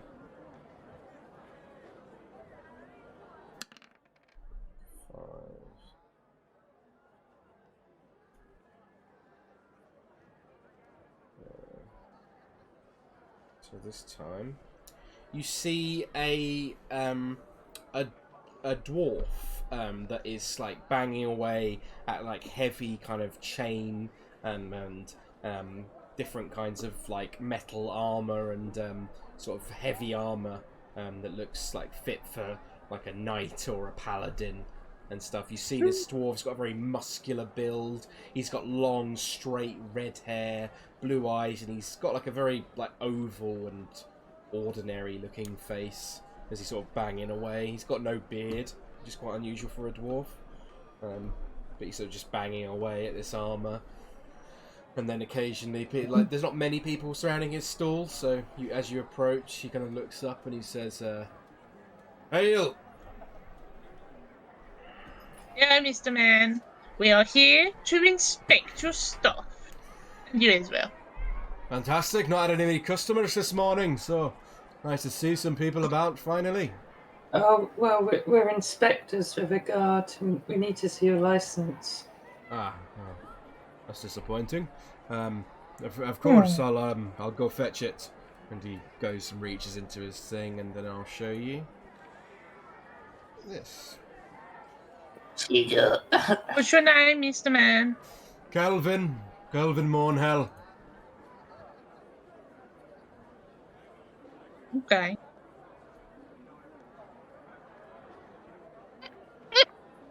How'd you What spell is Mornhill, Gertrude? Wearable barrel. Yeah. Iron Runway branded wearable barrel. That's incredible. This My God, a wearable barrel? That sounds amazing. Yeah, I got a few of these. They've actually not been selling as well as I'd hoped.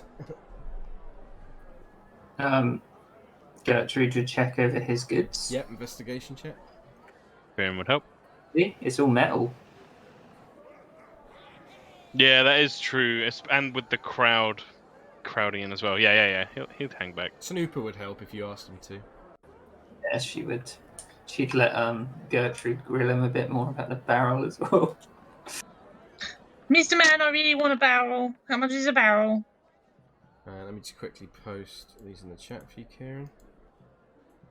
And then I'll grab the old merchant menu. The merchant. Okay. Wood. The barrel is 5 gold pieces. Includes the straps, Oh. does not include the bottom. Oh, that's really cheap. Why is no one buying these? Hey, everyone, buy these barrels. They're really cool. She's gonna put a barrel on and It run might be around. quite big for you, my dear. I've only got more dwarf to human-sized barrels, but you're welcome to buy it anyway if you'd like. Buys it anyway. Okay. I still want it. 5 gold pieces then, please. Gertrude would buy one too because she wants to put it up in the bar for their party. Another 5 gold Oh, pieces. Well, I didn't think I'd be selling these barrels to halflings, but, well, thank you for your patronage, and I assume everything is in order? Gertrude would nod. Very good. Everyone else think it's in order? Blossom's not looking. She's just like, Shit. this fucking barrel thing is amazing. She's like going up to people. She's like, this barrel is the best barrel, and you should go and buy a barrel because it's amazing. And you. It'll be really funny later when you're really drunk as well, so you should definitely get a barrel. Yeah, I think everything's in order. Okay. So, if you guys are moving on to a different motion, unless you'd like to buy any of his other goods. Oh, thank you. No. Okay. No, can't use any of that. In that case, if you'd like to roll a d6 and re-roll 5s.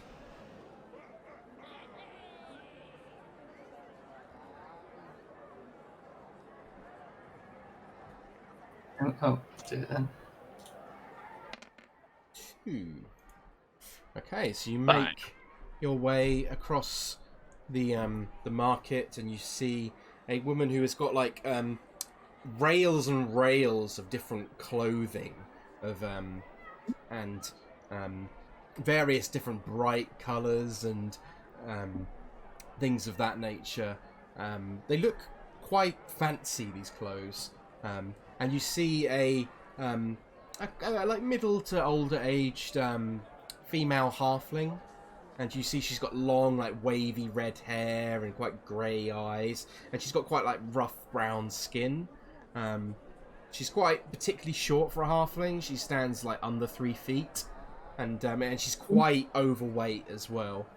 And she's got quite like a common looking face, and you can see like she's got a piercing on her left eyebrow.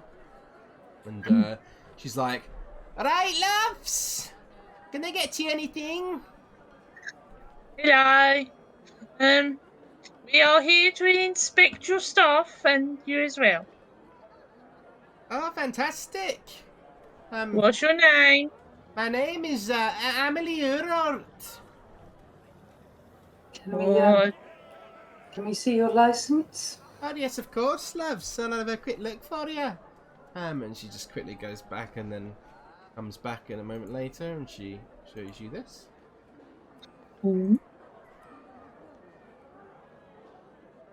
Said Amelie Urot, right? Mm-hmm. Professor in 847. Yeah. Yeah. I will be fucking amazed if Blossom doesn't buy every single item from this lady. Got lots of clothes for on sale.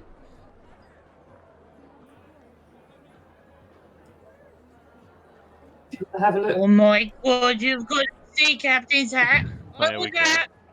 That's amazing. Ethereum And will help. Yeah, if you'd like to do an investigation check. Alright. What does that one say? Yeah, I'm going to everything. read that one. Oh. Aristocratic clothes. 16. Okay, the 16 you find.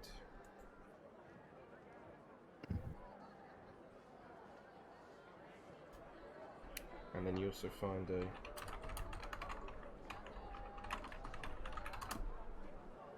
That's all the things you find.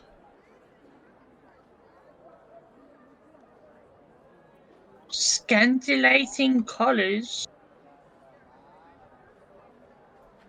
Oh, That's she an doesn't see that bit. eye blossom.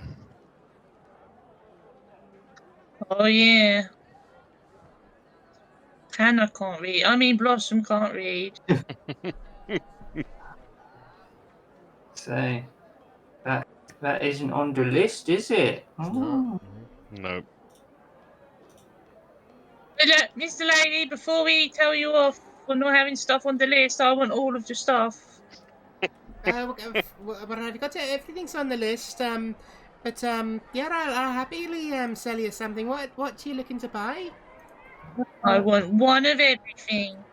Okay. So you want the adventurer's hat? That'll Yep. be 15 gold pieces.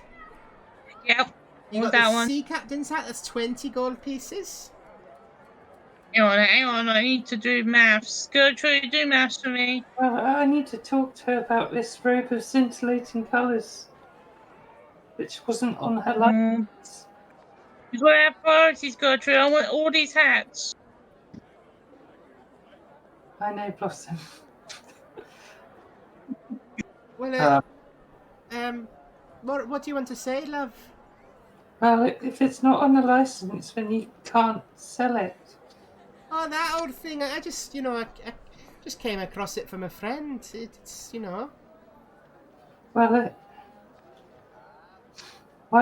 why don't you? You can either. Hang on. I can't let you carry on selling if you're planning to sell the robe of scintillating colours. They do have rather large fines. She kind of leans in and she's like, "How about I offer you a 50% discount on this robe, and you just keep this under the table, yes?" Blossom looks at Gertrude with glee. In fact, I'll say more than 50%. How about that? Gertrude? What about if my friend buys enough of your goods and you give the robe of scintillating colours to her as a gift? Well, it's a very expensive robe. It wouldn't, even the other items wouldn't cover it. So, a 50% more than 50% discounts, I think, is pretty reasonable. Damn it. But roll a persuasion check for me though, Gertrude. I should have made you roll one. But it's a high DC. Can Blossom help? Yeah, okay. Well, he's looking at with puppy dog eyes. Big one. Yeah. Oh. No, she says the same thing. And Well, the trouble is, the fine is 1,000 gold pieces, so... But it's a lovely robe, wouldn't we could just slip this under the table and then you get yourself a lovely robe of scintillating colours. I would like a robe of scintillating colours. Gertrude looks at Firion. What did Blossom say?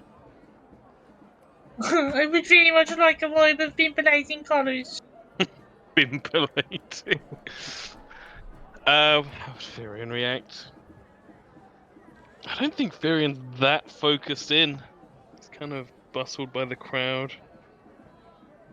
Yeah, I think if Gertrude looked back at Firion and held his eye for a second, he would just have a raised eyebrow, but a look of I don't want to be here any longer than we have to be here.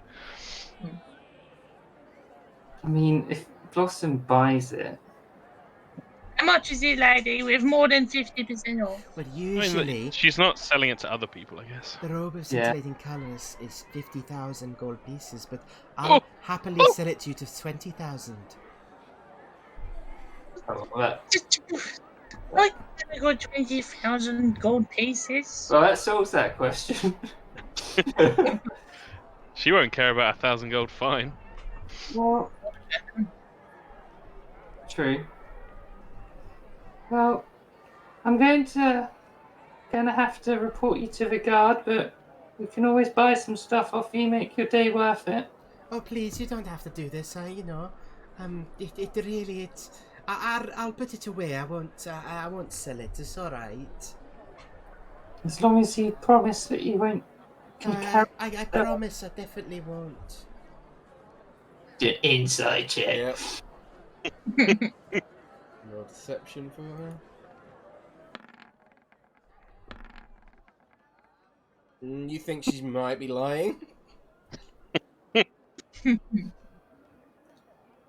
don't sound very convincing.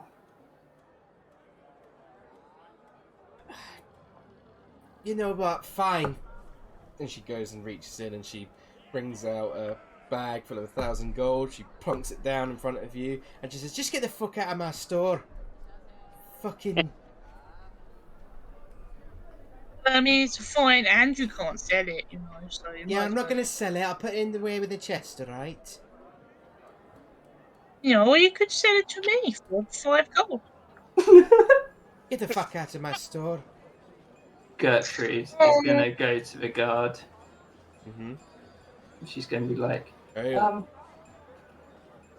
That woman over there, her license was out of date. She was selling it to us. oh God, what am I saying?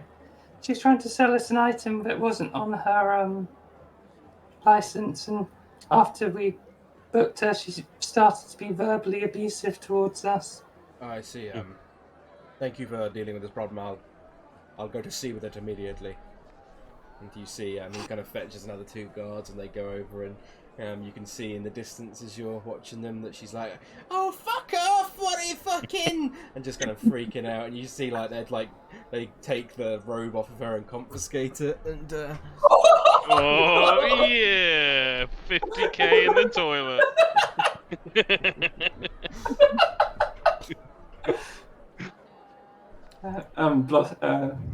Gertrude would say to Blossom, I'll buy you some hats when we get the opportunity, Blossom. Okay, I was really wanted those hats though. She had a really good one. It had a little captain hats one, and it had a little Avengers hat one. Maybe you could It had go. a little beret. Oh my god, that's that wig. Did you see that wig, Gertrude? That was amazing. You could go talk to the guard, see they confiscated that item. Maybe they'll confiscate some goods they're willing to sell you too. Maybe they will. She runs over to the guards.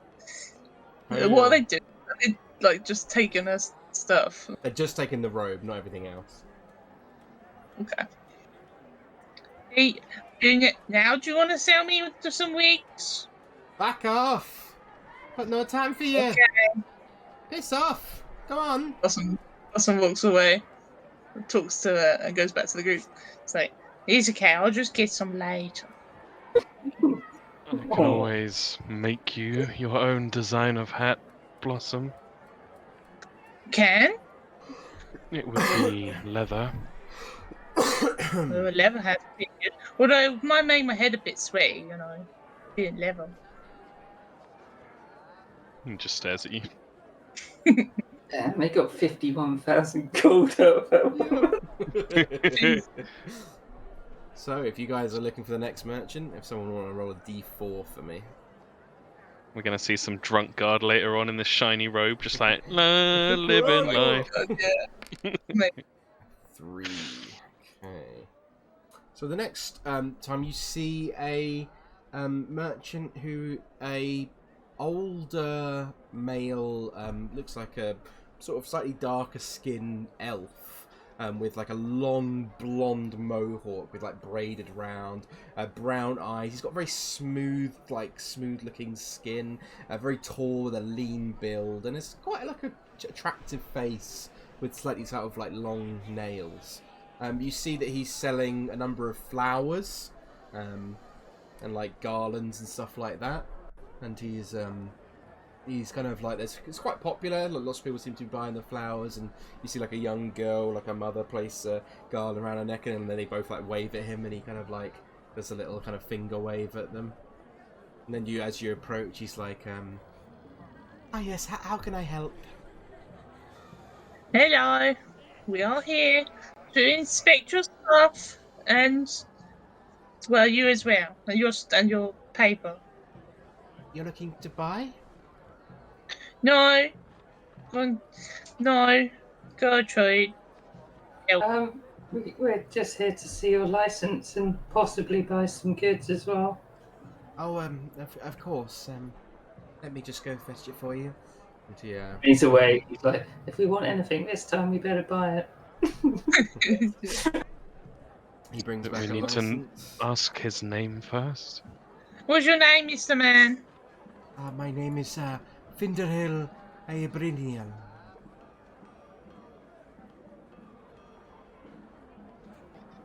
Hmm? Vibranium? That's not what it says on here. Finderhill Aebrinian.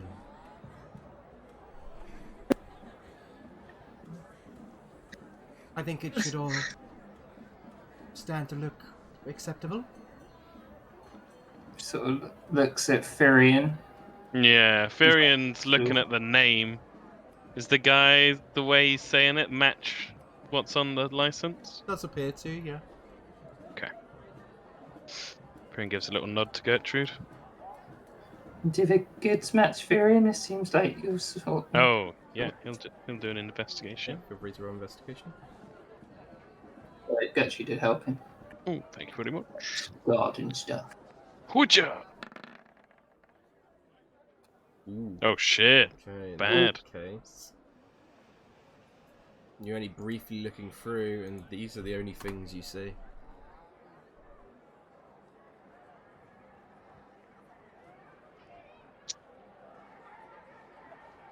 Shakes his head at Gertrude.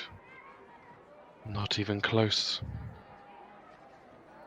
Hmm? Oh well, no, because he's not selling stuff off the list. Mm-hmm.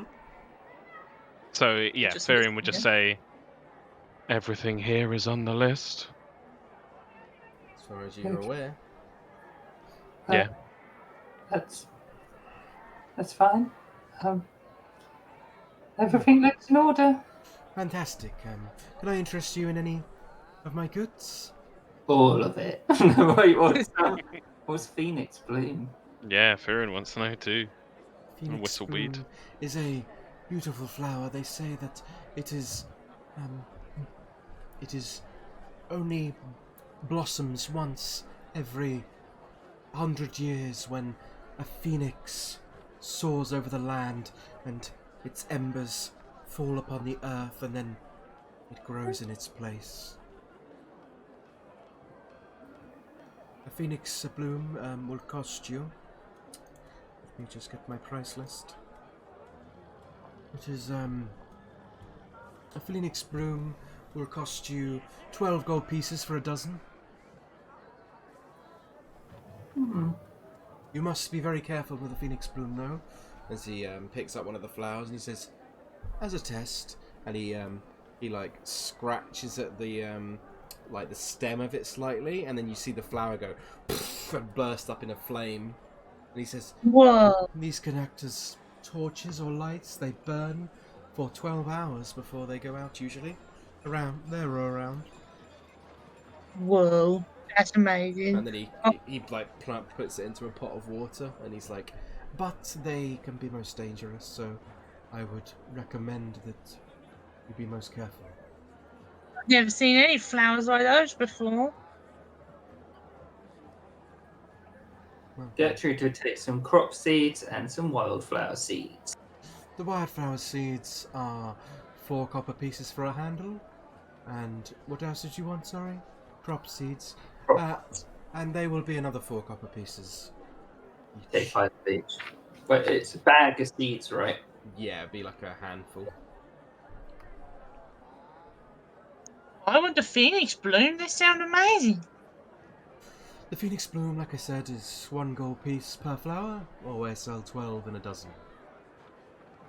I want 12. 12. 12 gold No, pieces, please. dozen. Sorry, 10 gold pieces. Lewis is I getting have a confused. baker's dozen instead of a dozen. I do a persuasion check.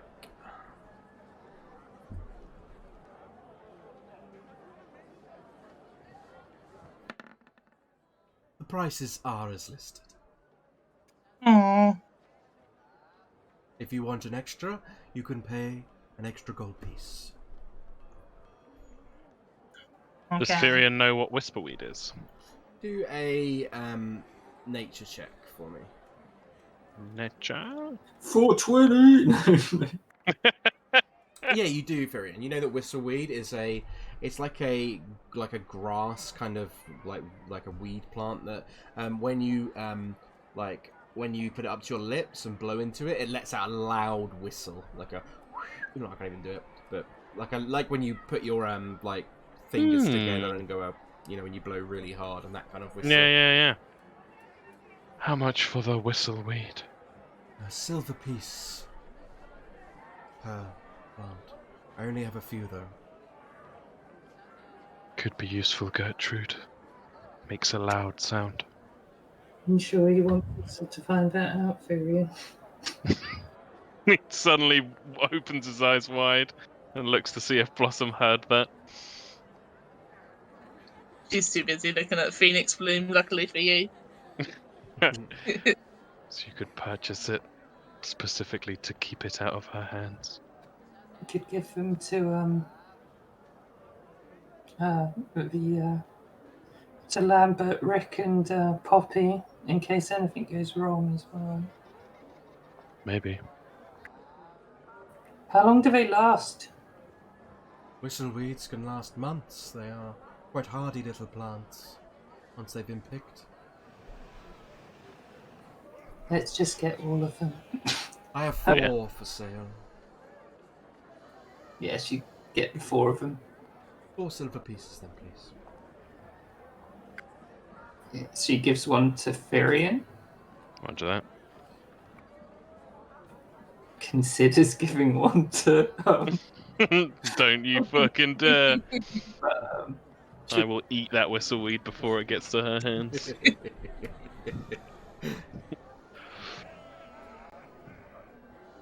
One.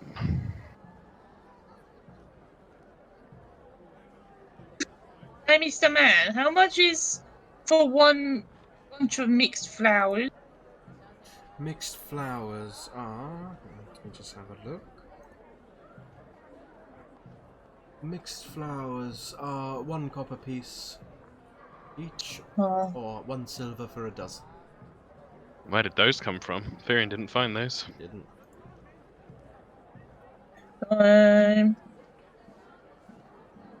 He is selling them though. Yeah, it's on the license. Blossom can read it and ask for it. I have 12. How much was 12 again? 1 silver piece for a dozen. Thanks, Mr. Man. I can't say your name. I'm gonna say it's Finid Vibranium. Fred Aerobar. Finderhill Aerobrinier. Fred Bar. Gertrude, I think I may have failed in my inspection. Didn't realize he had those gestures at what Blossom's holding. she'd look at the license. Mm-hmm. She knows what it is, right? And it's on the license. It is, yeah. Yeah, it looks like it's on a license, though. Okay. There may have been other things I missed. Gertrude, give it a quick check. Yeah, I'm going to say with disadvantage though, because Yeah, it's fine. Firian's already messed it up.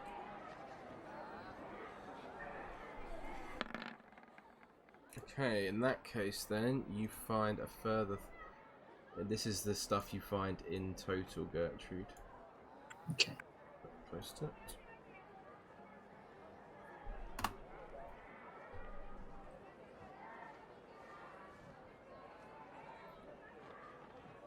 Yeah. Yeah. Is that everything? Yeah. Hey, That we know of. Mr. Finerbloom. Yeah. So Yes. My mum, I think, would really like you. If you send in lots of flowers, she would really like to see all your flowers. So maybe you meet her one day, and I'll call her up and say, so this guy, Finnered Bra, sells lots of flowers. Cooler Fantastic. up. Have a lovely day. We will. Thank you. Yes, enjoy. So if you guys are looking for another merchant, then roll a d4 and re-roll 4s. Good job. Oh, well. 2. Okay. So next you see a man who has a lot of different an very old looking gnome who has lots of customers gathering round, and you sort of push your way through, and he's got lots of different mechanical contraptions, and you see that on the front of the desk you see this little clockwork dog that's kind of like shuffling along, and you see lots of the children are like, "Mum, I want it, it's great," and they're like, and then they're like, "Oh my goodness, it's so cute," and you see the old man is like, "Oh yes, it's a lovely children's toy, yes," and he kind of looks down to the little boy, and he's like, "Oh, grandson, you could definitely get a little clockwork dog, and I'm sure you would love it, definitely." And then the mother is like, "It's far too expensive for us. Come on," and kind of pulls him off, and he's like, "Have a lovely day, dearies." And then he kind of looks over to, he's like, "Who's next?"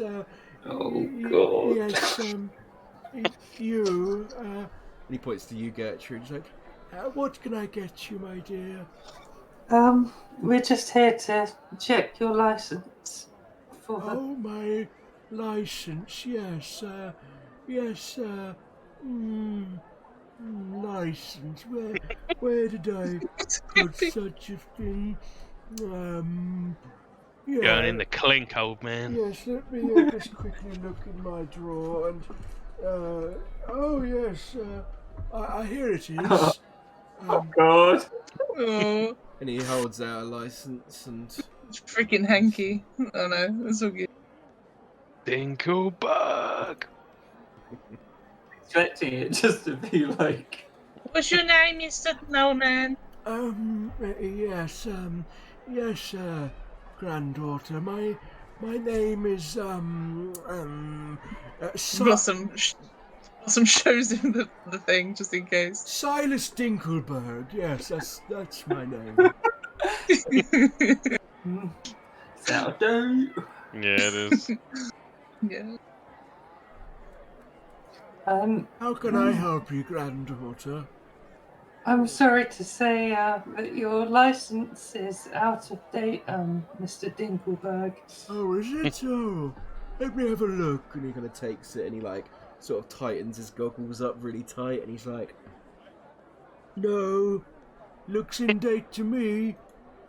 And what year do you think it is? 838.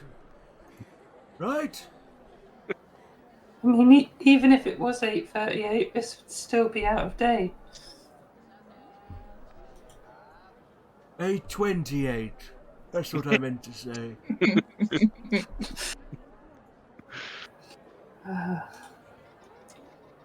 Well, I'm sorry, Silas, but you can't be selling your goods here if you've got an out-of-date license.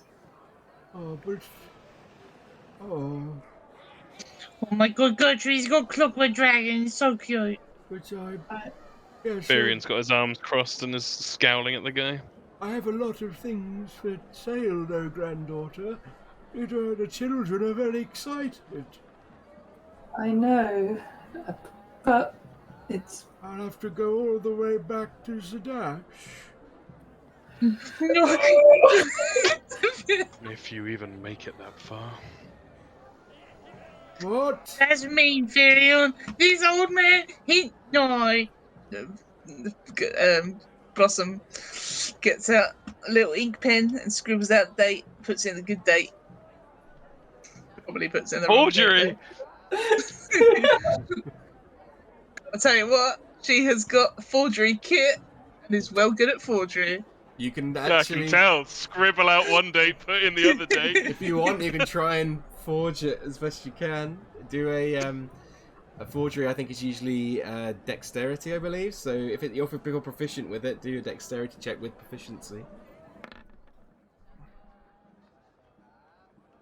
What's proficiency? +2? 19.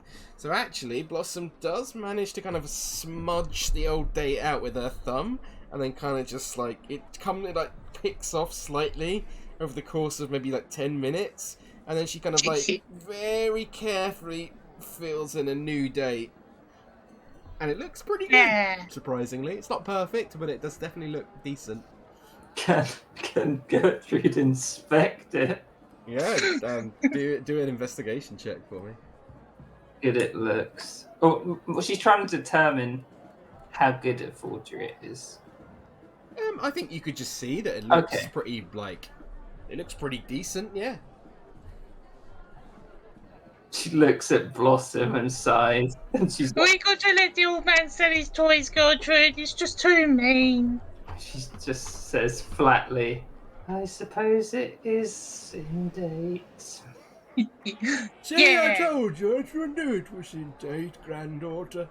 And yes, what were we talking about again? Oh yes, you were going to toys. buy something. Would you like to buy something?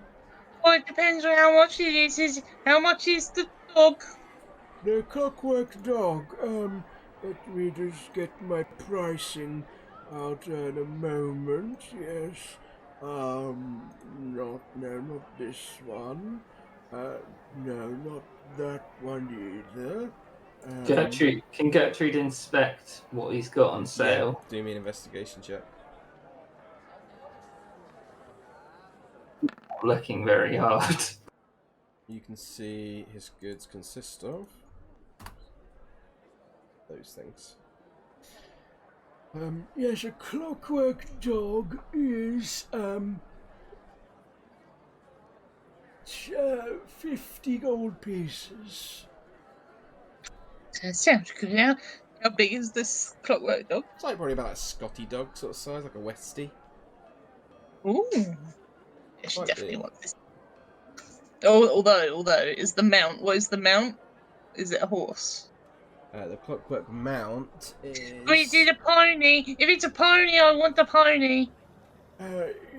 Yes, you can see it's like it's like size like a proper riding horse. It looks as big as a proper riding horse, but it's completely How much made is the of proper metal. riding horse? That is 1,000 gold pieces. 1,000. She looks down her little wallet. Oh no, I shouldn't have bought the stuff earlier. Damn it. Well, I suppose for you, my dear, I could do a discount for granddaughter. Huh? How about 800 gold pieces? Well, that's still a lot, but should I get it, Gertrude and Firion and Snooper? Well, I think we've already broken a law, so we might as well go for it. Varian turned his back on what's going on. This is a most interesting way of conducting an investigation. I would, however, this clockwork mount does intrigue me. I would be most interested in seeing you ride it, Miss Blossom. Oh, me too. I'm super curious as to what it does. And she's gonna. Can I test it, Mr. Man? Mr. Silas?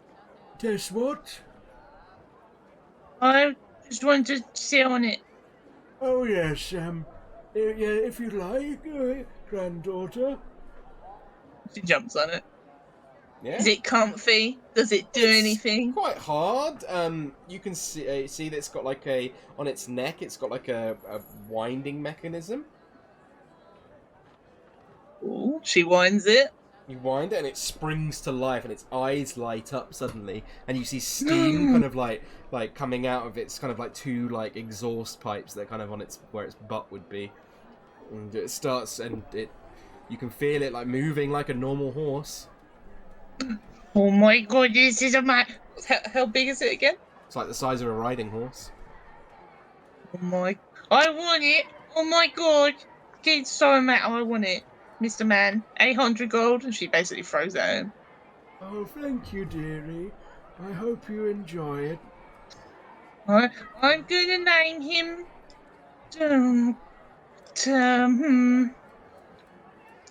Iceberg. Iceberg. Yes, Yeah. that's a good name. Very well, would anyone else like to buy anything? Gertrude just slips away. So Blossom, Iceberg has the equivalent stats of a riding horse, except it's a construct. Hell yeah.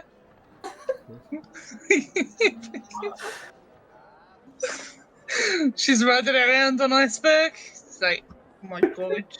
Oh my god. And she's still got her little barrel costume on as well. So she's like, oh, this is perfect. This is what I wanted from this town all along. It's a good thing you forged that date well, Blossom. Yeah, the old man, he can sell his toys all day long. I don't care. He's a goodie. He brings the joy, and that's all you want. Gertrude just kind of nods like, oh, fuck. Okay, so if you want to roll a d4 and just roll a d4, yeah. Oh my god, I really need that captain's hat now. 1. I hope there's a real douchebag so Gertrude can come down hard. So you see someone across the market, like a female human.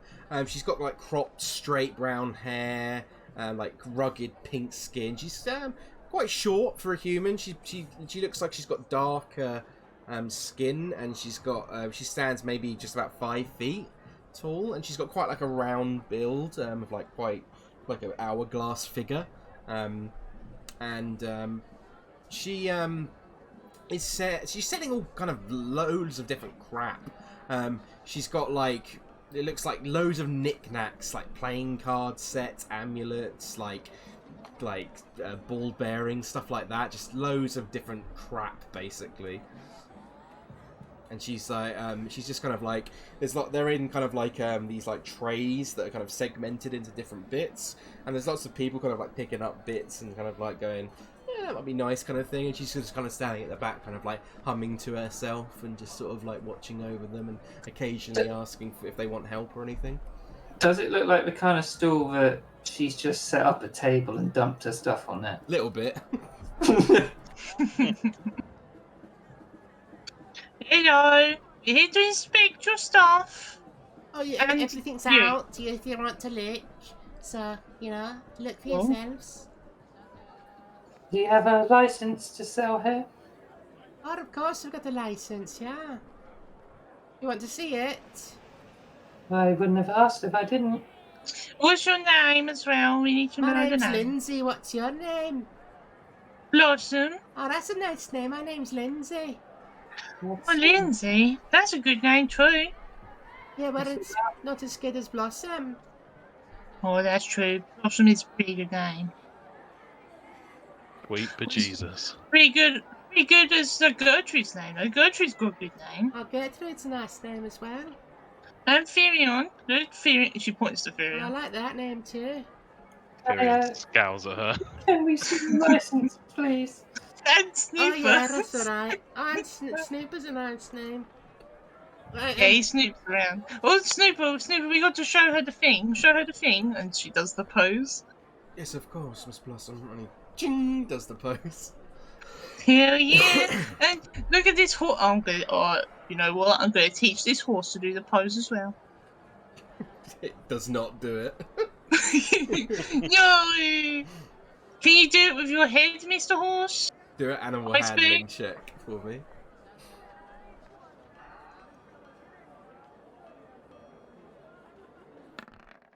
No, No. doesn't do it. With your ears, iceberg.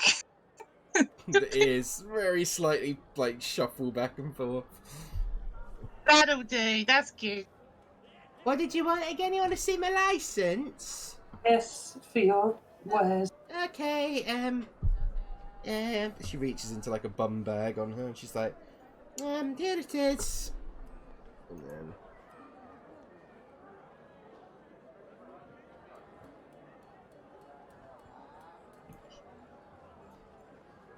What's your last name, Lindsay? Stone Swan. My ex-husband's name. Hmm. He's a dwarf. You kept it. Yeah, you know, I quite like it, but couldn't be bothered to change it. Fair enough. Too much, you know, admin. Yeah. Yeah, then you'd have to change all your licenses and all your stuff and all your everything with your name on it. Especially, you've got to always remember when if you put the last name on stuff. So one time I etched my last name. My mum said she etched her last name into her bed one time, but then she got divorced, so she had to change it, and then it was really awkward. Yeah, that sounds really bad. You could just Yeah, it was ask really you to bad. change her license for her, Blossom. I could, but she's not selling toys and joy, so. She, I was gonna say. She's gonna have a look at the wares, all the crap on the table. yep, do an investigation check.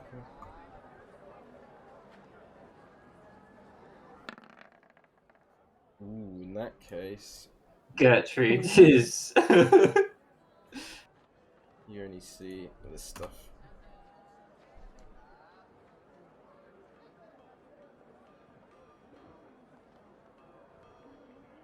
Does it look good or not? You're not selling very much, are you? We've got 4 things, 5 things, 4 I've things. got loads of things. Talking about. Actually, it's cultural. Yeah, they are. Okay. Well, I think it looks fine to me. Right, thanks. And she sort of grabs it back. You want to buy anything? How much is this spyglass? Spyglass, let me have a quick look. Spyglass will cost you 1,000 gold pieces. Oh, It's a bit much.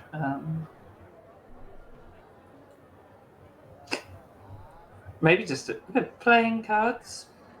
Oh, playing cards, that'll be 5 silver. Yeah, she buy some playing cards. Anything else about- for your loves? what about the cow trip? Card trips, that'll cost you a 1 gold piece for 20. Can I have 2 times that? Yeah, that's 2 gold pieces. Okay. Anything else? No, I've done. Well, I am. Right then, see you later. Bye. Maybe see you again, and I'll maybe buy some more cow trips Yep, and love your name. lanterns and stuff. Yep, I see love you your later. name. It's so good. Yep, love your Kind of names. reminds me of this. Kind of reminds me of this woman in this book that one time, and Lindsay. She's just walked off and has like completely Lindsay Lohan. stopped paying attention to you. And finally, She was nice. the last merchant you see nearby is a female human. You see she's got short, wavy black hair and like gold, she's got quite striking golden eyes. She's got like really like smooth black skin and a very tall and lean build. You see that she is selling a number of weapons. Looks like quarterstaffs, short bows, battle axes, stuff like that.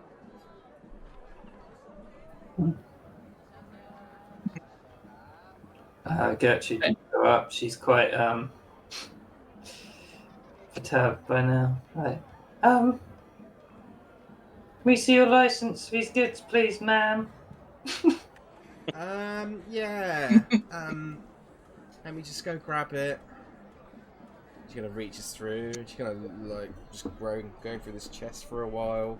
Eventually, she pulls out this bit of paper. Like, there you go. What's your name? Emma. Emma, what? Emma. Emma D. Emma Mowbray. who? Knock knock.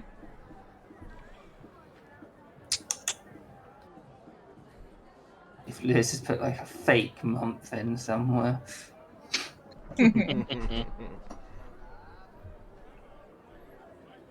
Actually, that does no. That's spelt wrong.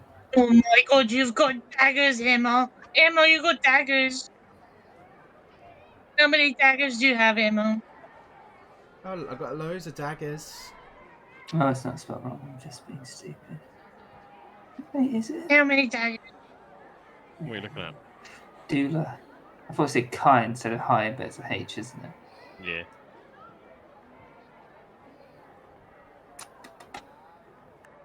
How many daggers you looking to buy? How many? How many have you got? I've got about 10. Oh. How much for all the daggers? Let me have a look for you. At daggers. It'll cost you about.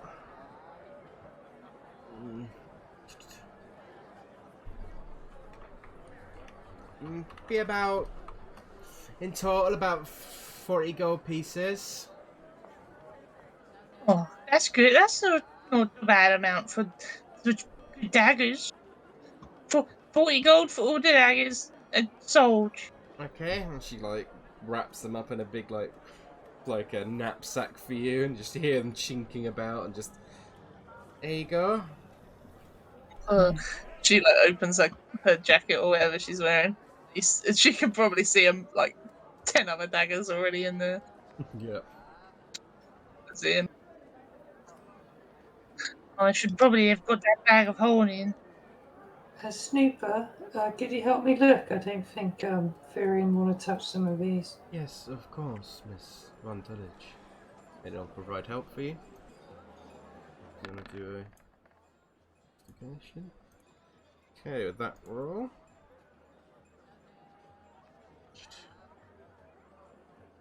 Actually, find these things.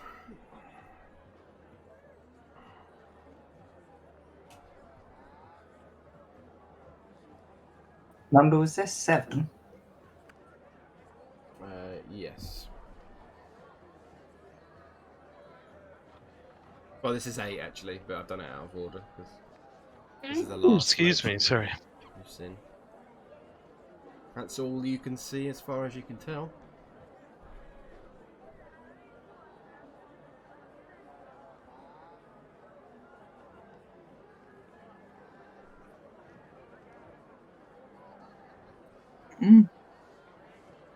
There's no daggers there, and daggers, hand axes.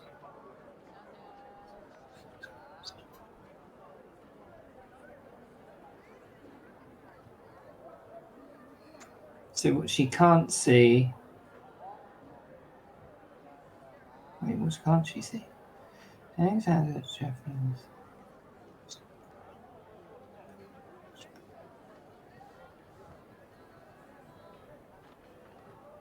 So that matches the or Gertrude's gonna do something sneaky. Mm-hmm. Do you have any under the table magic items that you're willing to sell? She kind of looks to the left, looks to the right, and stares right at you.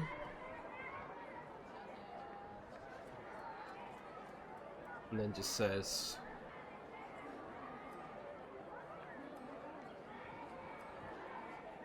When morning light comes, which way do they look?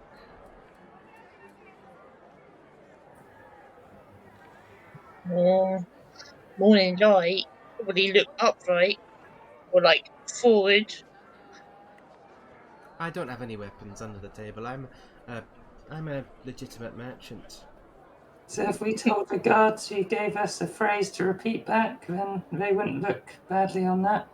I don't know I don't know what you're talking about. Well, I just heard you say it, and we're inspectors. Your word against mine. I didn't say anything. Order. She's a sneaky one, Gertrude.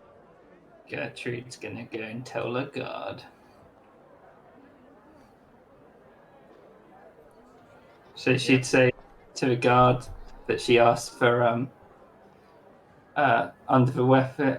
under the table items, and she said the phrase, and she would tell the guard the phrase, and that she thinks that's suspicious. So maybe they should check her stall. I'll have a look. I'll have a look quickly for you. No problem. Sorry, madame. I'm afraid we're gonna have to do an inspection. It's just procedure. We've had reports recently. Please bear with us for a moment. And she's like, fine. Let me just quickly get the guards' stats up. Come on, guardy boy. I'm going to Gertrude, help look. Huh? Gertrude, help look. You can, but he's already rolling with disadvantage, so it will be straight roll. Yeah. Okay. Oh!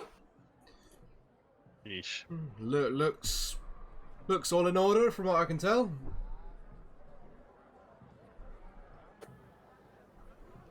Don't say I didn't warn you. Well, good day, madame. Sorry to have bothered you. Sorry, I'm afraid. I think you might have been mistaken, madame. But enjoy the rest of the festival. I'm gonna marches off. Gertrude's gonna take down her name on paper. Okay. She's gonna give it to you later. Ease her guilty conscience. Yeah. Right. She Go on. Sorry. did that because Blossom got involved, so she's like, I'm not gonna fuck that, I'm not telling. So, with that completed, you've managed to get enough inspections and enough merchant license to complete your task. So, with that in mind, you can report back to the Watchmaster, and he would pay you your 1,000 gold pieces, as promised. And he would say to you, that payment, hope we can trust you to act as general security for the rest of the event. Yeah, we'll get the baddies. We already got some baddies, right? Right, did his voice properly.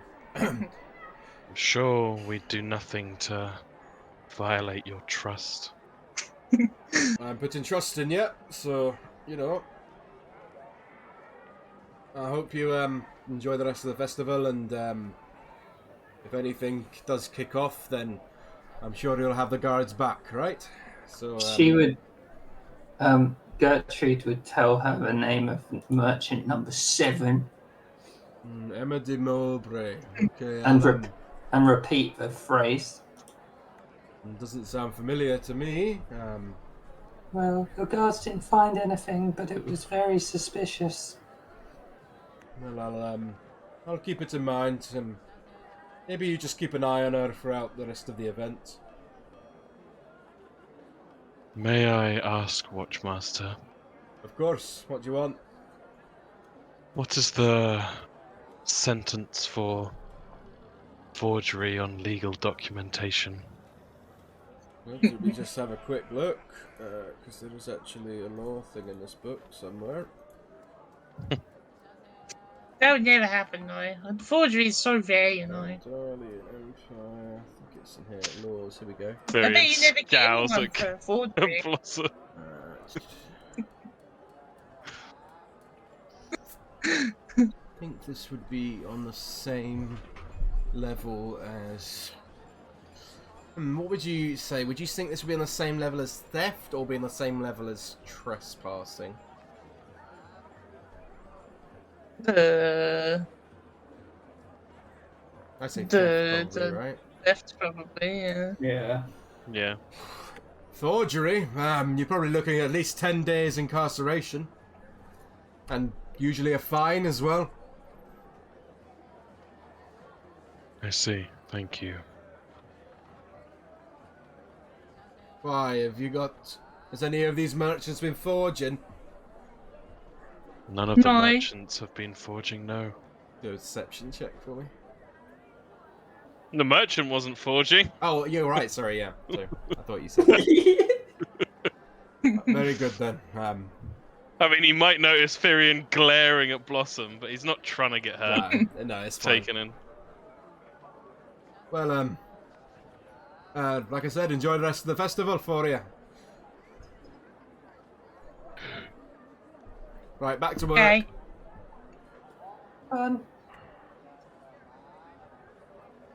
Go on, The go. guy noticed some giant horse back there. Yeah, he would have looked at it and not seemed particularly impressed. Just seems pretty standard from Happaduke for these kind of things. Fucking tourists. Yeah. So, Yeah. you make your way back up to the centre once again of the Iron Runway, and you can see now that the event is starting to kick off. And I need the toilet first. yeah, that's fine.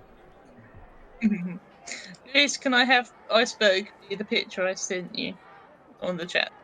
Oh yeah, sure. I'll Yeah. fix that up for you. Yeah. Oh yeah. Hope you guys enjoyed the Papers, Please minigame. Yeah, that was I awesome. love it.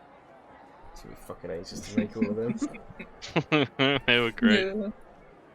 Blossom will not be getting an exotic spider anytime soon, tell you that. Oh, just trying to help the old man. Virion's come from a place with a lot of crime. He'd left it hoping to meet better people. Yeah, that's fair. Just helping an old man, it's good, right?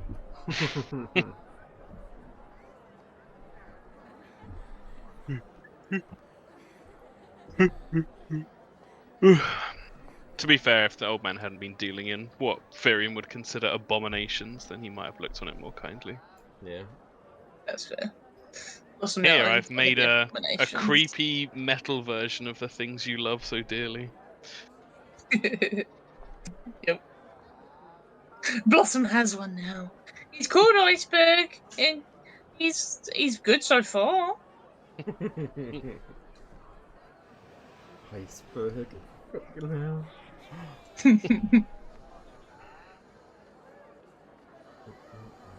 I planned so fucking far ahead in Wildemount now. For like the next 3 or 4 sessions maybe planned.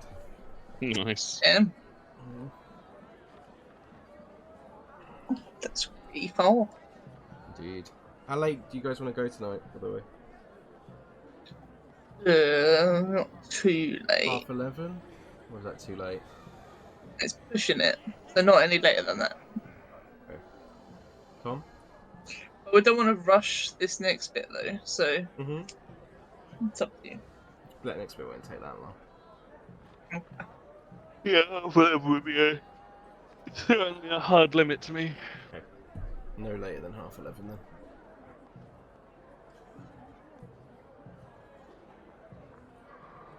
I think I've got a good stopping point in mind. So Blossom gets arrested. FBI, freeze! Hell yeah. Blossom's done quite a few Everyone's the different same. crimey stuff now. She took those gems for the mine as well. Hell yeah. They're from baddies, you know? Don't care about baddies. They weren't from baddies, they were just from the fucking workers in the mine. Which ones? There was a bunch of gems What? in the mine where the rust monsters were that Blossom took that she wasn't Oh supposed yeah, to. they weren't going back down there. They were, definitely. That was Well, why we were there, to clear oh, the well. mine for them. Yeah. Too late now. I've got. Just imagine Mumphrey and Co doing that. Like, Rolly's like, "Can I see your license, please?" And Mum will be like, doesn't even see it. It's like, "No, it's out of date. I'll have that, and I'll have that." Yeah, that would be Ever had a bribery, my friend? a bit of a shit show, I think. Right, so you all gather round as the Iron Runway event kicks off, and you see a man, an older man with a thick kind of a thick beard, like a gnome, coming down to the end of the runway, and you see him go,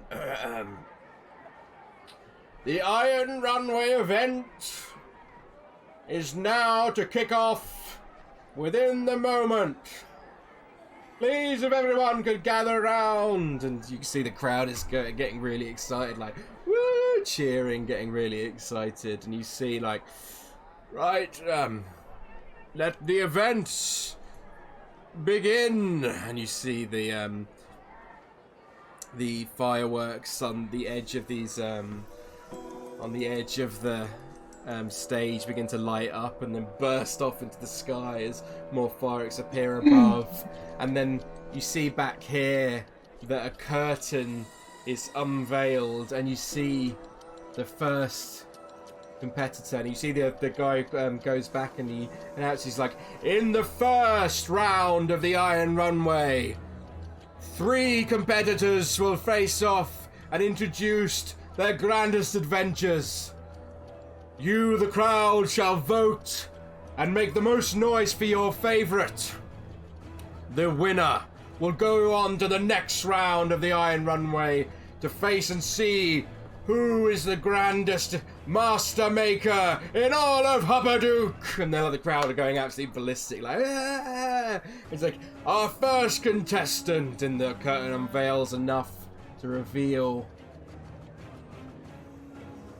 she is the wonderful, the lovely Lucy Luckstone. And you see some of the crowd go, "Hey! Please come up and introduce yourself."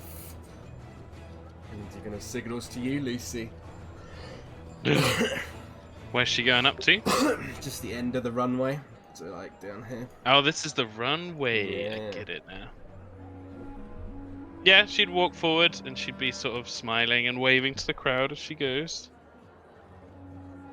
And you see, like, And one then- person in the crowd, like a dwarf, goes over, he's like, "Yeah, Lucy!" The Lucy super fan. God, I didn't even think what accent. Let's go. Yeah, she'd smile and be. She doesn't seem like she's super practiced in showmanship or anything, but she's got an earnestness as she moves. She looks very young. She introduced herself and she says, "My name's Lucy, Lucy Luckstone, and today I hope to amaze you all with." She looks flustered for a second, but then she pulls out from behind her and straps around her forearm what looks like this half metal, half wooden contraption. You start seeing it like whirring and buzzing, and then she sort of realizes that she's probably not meant to actually show it off yet because she's just introducing herself. She says, "Well, you'll see shortly." And she spins on her heel and heads back. "Very good, Master Maker Lucy Luckstone, everyone. And of course, our next competitor, Master Maker Jaylee Fourwind. If you'd like to come to the end of the stage, please." The picture's so great. Yeah. So Jaylee, she's got. I would say she's probably got glasses on as well. So she's got glasses on. She looks a bit nerdy. Just walking forward. Kind of reminds you of the. Well, actually, probably nobody knows what that character is I'm about to describe it, so I'll not do that. But yeah, she's just walking forward. Doesn't really say much. Does she have to say her name again? It's like, introduce yourself to the crowd, Miss Forewind. God, hang on. Let me think. I always just want every character to be Kieran's Bonnie voice. It's my favourite voice ever. I need to have a character there. well, I have this invention. It's interesting. I think you'll all like it.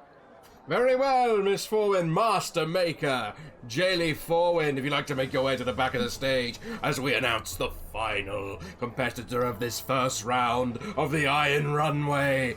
Please welcome Master Maker, Wilhelm Schinkenbrotten. Of course.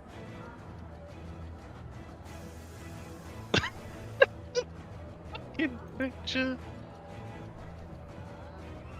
Please introduce yourself. Please, Master Maker Wilhelm Schinkenbrotten. Oh, yes, hello there. Guten Abend, jedermann. I am here to present an invention which you shall see soon. Very good, Master Maker. Please take your place. Simum sophist bitte. Oh yeah, yes, Simbum Sophist, Wilhelm Schinkenbrotten. Yes, hello everybody. Quite the character. Well, let us get this event underway, shall we? Crowd, are you ready for the grandest event in all of Wildemount? And they're like, yeah, going fucking ballistic. So, oh, fucking hell. That fucking voice is tough on my throat, especially when I've had really bad hay fever and been sneezing all day. Right, so let me quickly get up the rules for the Iron Runway event. So, where the fuck did I save them? Oof. Here they go. I shall reveal it to you now. So, when constructing an invention, a lot of time and hard work goes into the process. However, on the day, it is all about getting those last-minute adjustments, wowing the crowd, and having that extra special something in order to claim the prize of the grandest inventor in all of Wildemount. So the rules are: each competitor is separated into groups where they face off against two other opponents, should say, and 3 in total. And the audience reaction rules who goes on to the next round to see who wins against the best of the best. To impress the audience sometimes require you to go that extra distance and push your invention to the absolute limit. And sometimes that doesn't work out too well. So, you guys start off by rolling initiative against each other with a standard d20. So first off, let's do that. So I'll add you guys to the turn order. And then if you'd like to add on your initiatives as they are. We're just rolling a d20. Just a straight d20, yeah. Boop. And then if you'd like to add it on. I think I've never seen a name that long in Rogue 20. So, each term, a player repeatedly rolls a d6, and they add up their score. This represents their inventor showing off their invention, riling up the crowd, and stealing the spotlight. However, if a player rolls a 1, they then lose all their score for that turn, as the audience sours on them. In this case, the player loses their turn and it passes to the next player. Alternatively, an inventor may not wish to push their invention and showboating to the absolute limit, and can instead choose to hold their score instead, which also ends their turn and passes to the next player. The first player to reach 100 points has completely won over the audience and is sent on to the next round of the Iron Runway. So, Nice. at the top of the round, Lucy Luckstone. So, she steps forward to the edge of the platform and starts like walking along.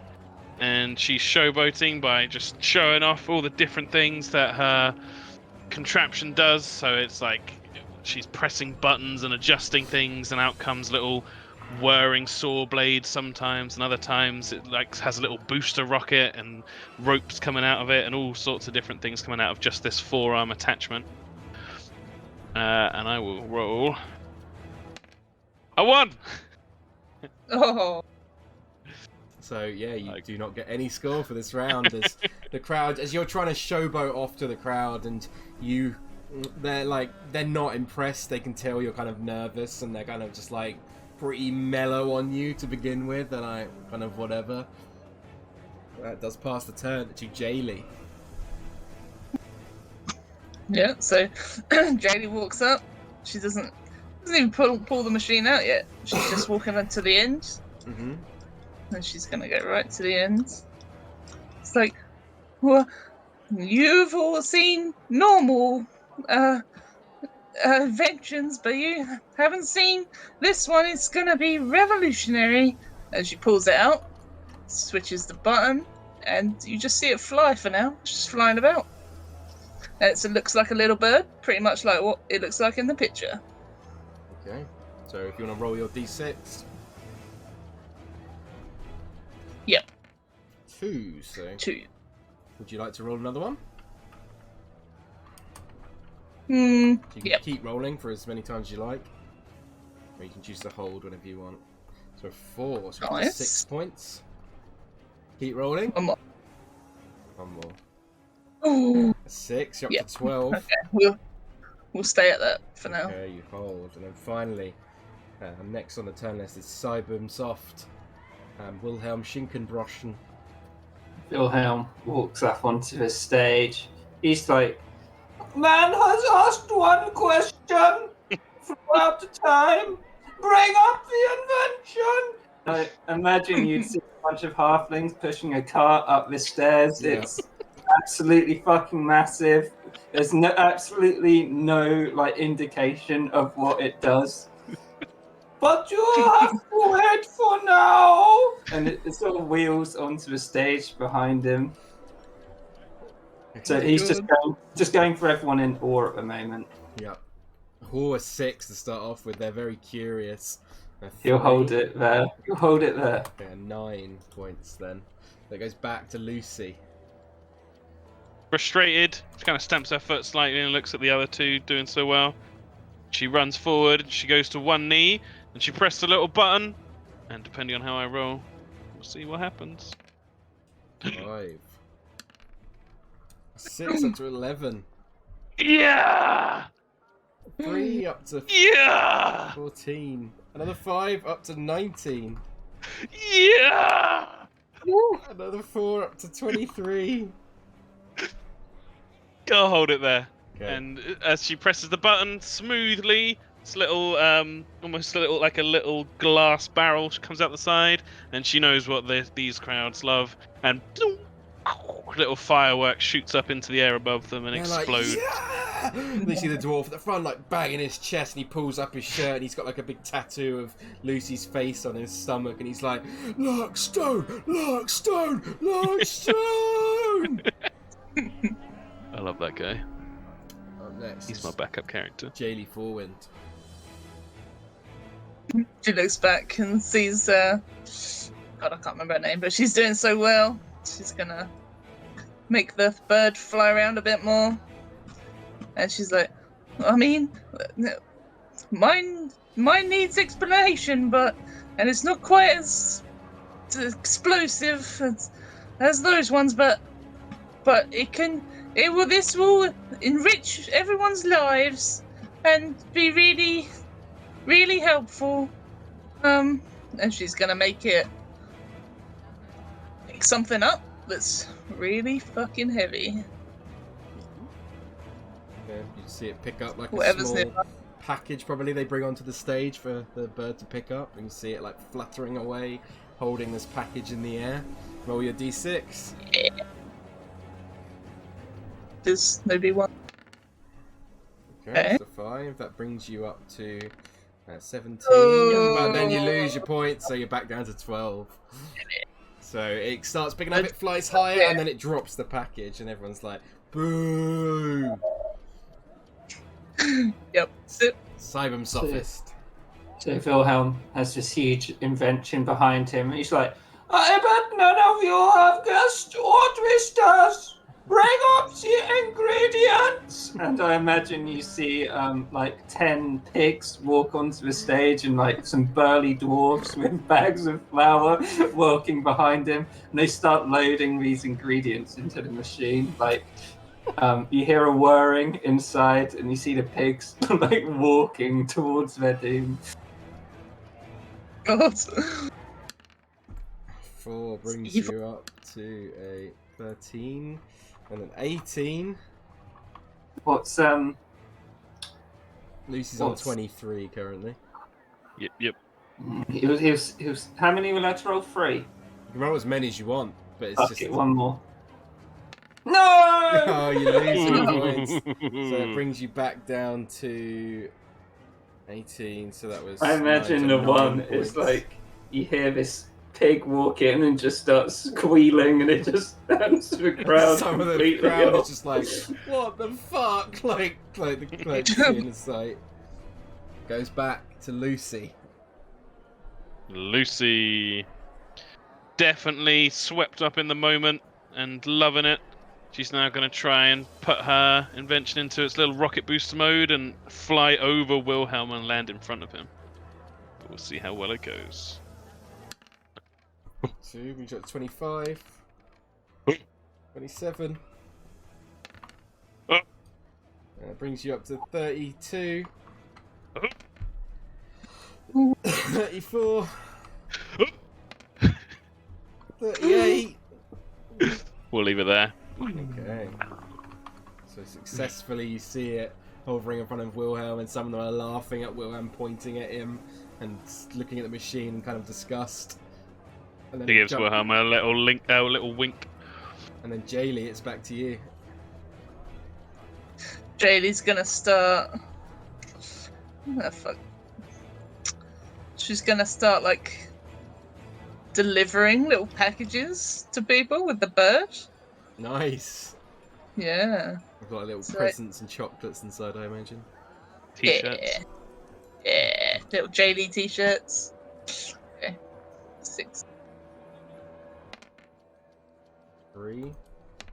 Damn it. Back down to 12 again Oh. though. Yeah. I'm stealing all the good 6s. Jumps back to Wilhelm, struggling to get his pigs in.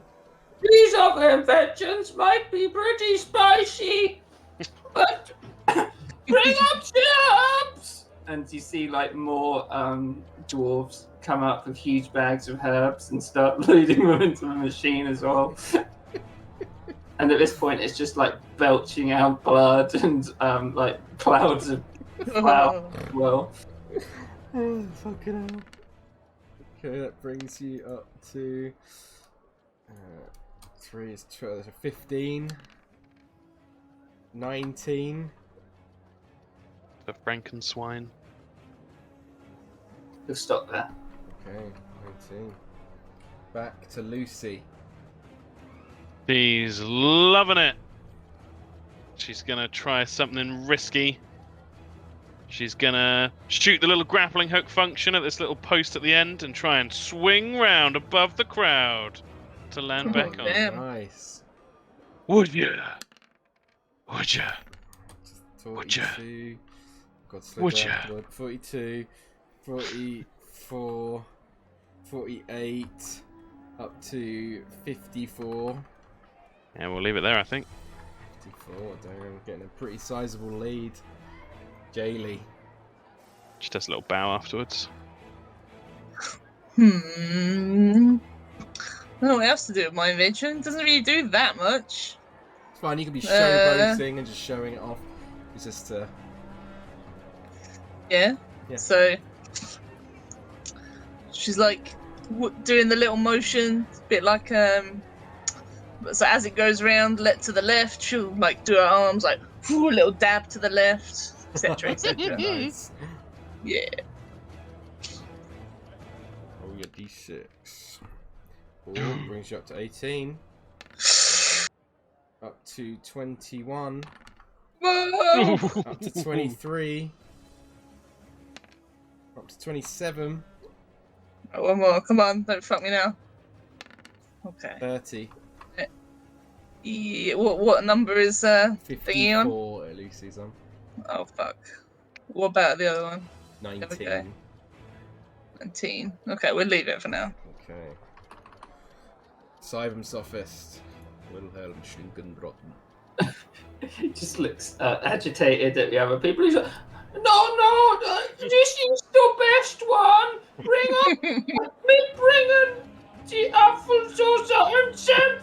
And you see like this guy come out with a huge barrel of applesauce and another one with mustard. So at the moment, the stage is just like cake. Whoa. Got 3, it brings you up to 22, 25. Oh, they're loving the applesauce. I'll stick at 31. Okay. Lucy. Ooh, okay. The other one's done quite well there. Just gonna go for another tried and tested crowd pleaser. Press another little button. There's a little arcane symbol that kind of lights up towards the front of it. Zoom, zoom, zoom, zoom. She holds it up right above her and does like a power pose, and a gout of fire shoots out of it. Nice. Boosh! Brings you up to 57. Then up to 61. 65. Oh no! Back down to The 54. wooden parts of it start to set on fire, and she's like, ah! And has to try and put it out. Okay, Jaylee, back to you. Really like does a dab to the sky. Bird flies to the sky and just explodes a little package and rains down little bits of candy. Oh, Nice. Yeah. Okay. Brings you up to 33. 35. 37. 39. 44. Right, one more. Don't fuck me now. 48. Yeah, that's it. We're up. Okay, staying at 48. Wilhelm, back to you. Wilhelm looks out of the crowd. You can see they stop loading stuff into the machine. He's like, I present to you the verse from Inslafrock, or in your language, this sausage roll maker 5000! And he presses the button and it starts to heat up. God. 33. 35. 39. 44. oh, he gaining. Top one on. 54. Fuck it, one more. 48. Yeah, we'll stick at 48. Okay, back to Lucy. My God, it's been so long since a one's been rolled. 1, 2, 3, 4, 5, 6, 7, 8, 9, 10, 11 rolls. Ooh, God, yeah. Lucy's a little bit spurned by that, and she's had to like flap a little bit, press another button on it to a little fire extinguisher mode. I'm gonna see how well she rolls before I say what she does. We're gonna go 3 dice. Up to 63. Up to 68. Yeah, we're definitely stopping there. 68. Dick. With that one, this isn't an invention thing. She's just like shows off that she's not on fire anymore, and just a little dance along the stage. Puts her goggles on to make herself look cooler. Nice, Jaylee. Yeah, so as she's dabbing, she'll be saying, this invention is gonna revolutionize the package industry, and you'll all receive your packages in a timely manner through the sky and right to your doorstep. You know, you order something through pigeon or something, and then, you know, it will come to you by mechanical bird. And then Oh, Up to 50. yep. 52. It's rolling. 54. Fucking Oh my so many god. twos. 57. 60. Okay. What's the top one? 68. 68. Fuck. Oh. 63. Okay. How long since a one? 68. A long time. Okay, I'm stopping there. Stopping there. 68, you're stopping it, okay. Wilhelm. See Wilhelm puts his goggles on. He starts climbing into like a heat-proof suit, and he's like, "You might want to stand back. It gets too hot." 21 rolls since a 1. Up to 22. 53. Up to 59. And they love the suit. Oh god, what's she on? 68, they're both on. He's gonna go for it. Up to 64.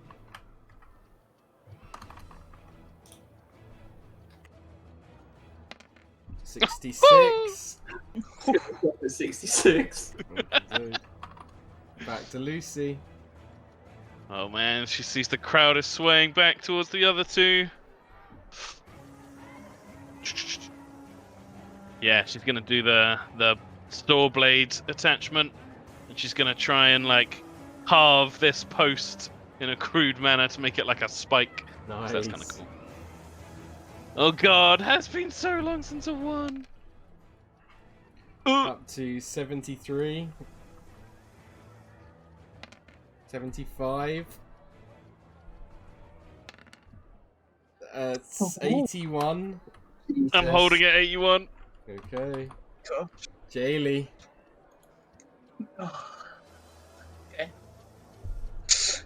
Jaylee. Jaylee doesn't really do much else. She just starts dabbing around, sending out more packages, and then she opens her coat, and 2 more appear. Poosh, poosh. Just because, whatever. Yeah. Then, decent. Oh, Way! Oh. Unfortunately, when you open your coat, they just fall limp to the floor and crash into the Oh. whirring and not quite working properly. Wilhelm. Yep. Wilhelm just stands back with his heat-proof suit and goggles on, and you can just see the machines billowing out all this black smoke into the atmosphere. 68. 70. 75. Oh, but he loses it. Okay, back down to 66. Back round to Lucy. She Clench senses it. this is her time. She's gonna run up behind Jaylee. Oh wait, what race is Jaylee? Halfling, I guess. Shit. Okay, if she's a halfling, then she'll do like a leapfrog jump over her. Woo! Oh, yeah. And land in front of her. Nice. And what attachment will she do this time? She'll do like a lightning electricity crackle, like up into the air. Awesome. Hooah! She senses blood in the Fall water. Up to 85. Up to 91. No! She loses it though. Back down to She 81. gets shocked by her own attachment. Jaylee. Jaylee sees that, steps away from her,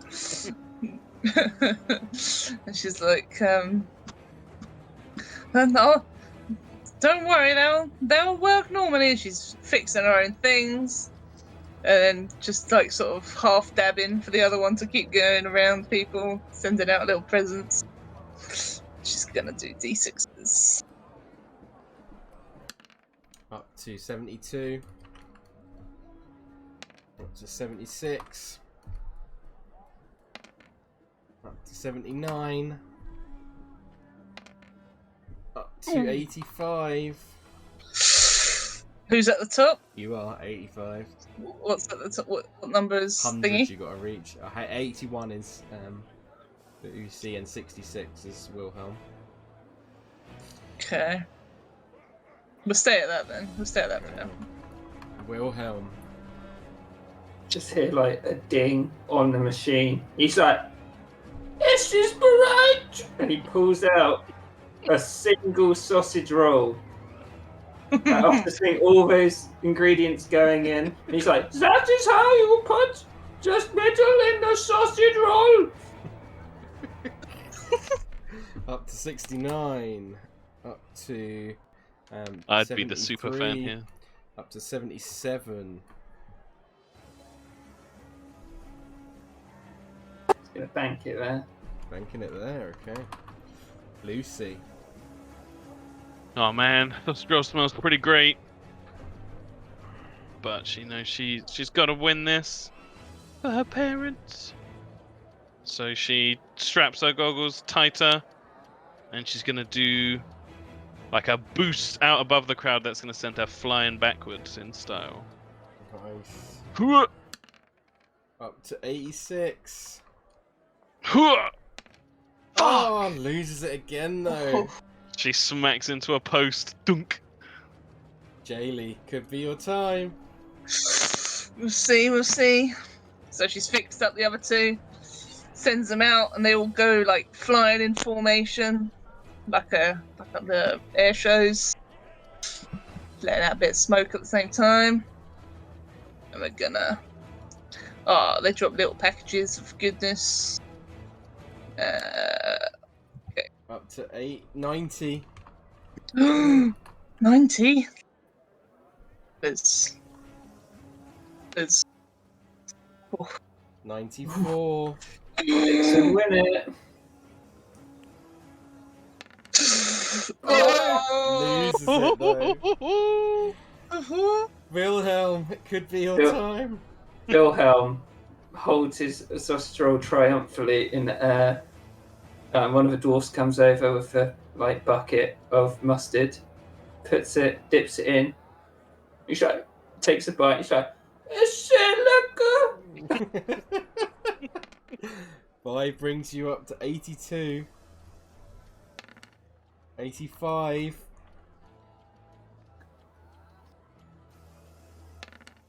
87. Up to 92. Oh my god. One else.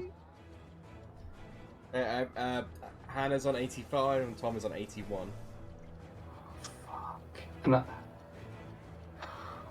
he's gonna go all the way. Yeah. That brings you up to 96. Ooh, 4 up. 100, and with that, Wilhelm claims the title as the crowd just goes erupting, and it's just like, sausage roll, sausage roll, sausage roll. Even the guy cheering for Lucy is looking at sausage roll like, sausage roll. And He would triumphant put the sausage roll up, and then he'd dip in the apple and then the mustard, and he'd be like, "Sausage roll for all." And he looks round. "I don't have enough ingredients." And then the guy at the front says, "I think we have a winner, and who will go on to the next round of the Iron Runway. Seibensophist Wilhelm Stinkenbrotten." Thank you, everybody. Thank you. Wilhelm, sausage roll. Just like cheering over and over. He steps up onto the stage one last time. He's like, "And the price for one sausage roll made from the sausage roll maker 5000 is 20 gold pieces for the ingredients. Yes, thank you." Very good, Seibensophist. Well, with one round ends, another must get underway as we welcome our next competitors to the stage. As you see, first up, you see the the curtain pull back as the rest of the competitors move away, and then the curtain back pulls slightly once more. He says, "First up, we have a duo: Master Maker, Filden Battlecrank, accompanied by his assistant, Nima Cinerid." And you see one of the faces you recognise, Firion and Blossom and Gertrude, as being the woman you saved from Huron's Stallmast. And you see they bring out a slightly adapted version of a Vox Seeker. And they're sort of cheering to the crowd and waving. And then you said, "And next up, we have Master Maker, Genos Blackfizzle." And you see the curtain pull back one more, and she comes back out riding on this huge mechanical robotic rhinoceros. Oh. And she marches forward and is like, "Hey!" And then she's like, "And finally, we have another duo. We have last year's winner of the Iron Runway, Master Maker Clef Tinkertop, and his daughter Rissa." And you see them. He pulls the curtain and they're not there. And then suddenly from the sky you see Clef and Rissa flying down on this glider and like flying the invention down from the top of one of the nearby buildings, and the crowd is going ballistic as it comes crashing down and lands at the front of the stage. And you see it does. Everyone is just getting so excited, and the guy at the front is like, yes, welcome all the competitors for the next round of the Iron Runway event. Can each of you do a perception check for me?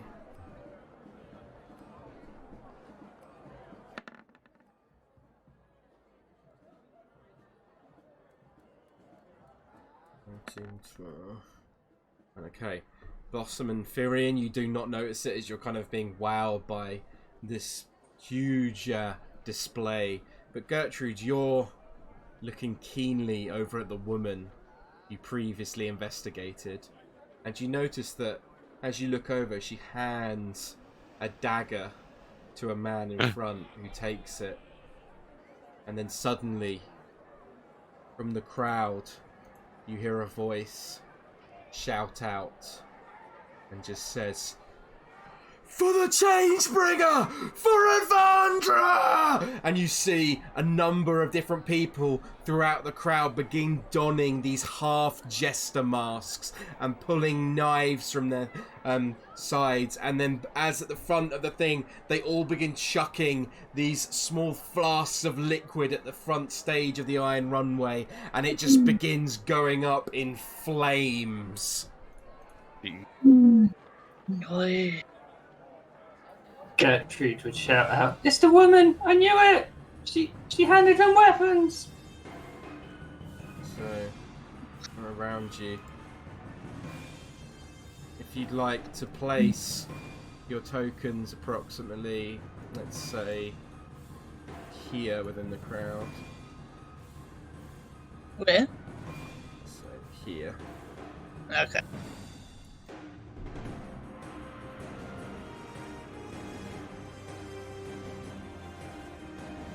I'll grab Snooper. Oh, thank God Wilhelm wasn't here. Bring up the ingredients! And with that, if you'd like to all roll initiative. Oh, yeah. These two up here are not allowed to die, so just saying. When you say woman we were investigating before, which woman's that?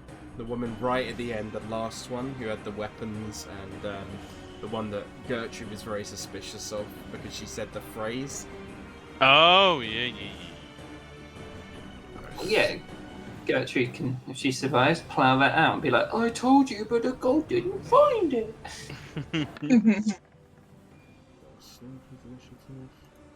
Oh. Let me roll for the guards. Because you didn't solve it as well, they get access to a special weapon that they otherwise wouldn't have had. This fight's going to be a bit harder now. Oh, Shit. no. Alright. Yeah, welcome to the first major villains of the first arc, guys. Yeah. Jester masks there. Like half Vandra Jester masks. worshippers. Yeah. Nice. Which, in fact, Blossom... Actually, everyone can do a religion check quickly for me.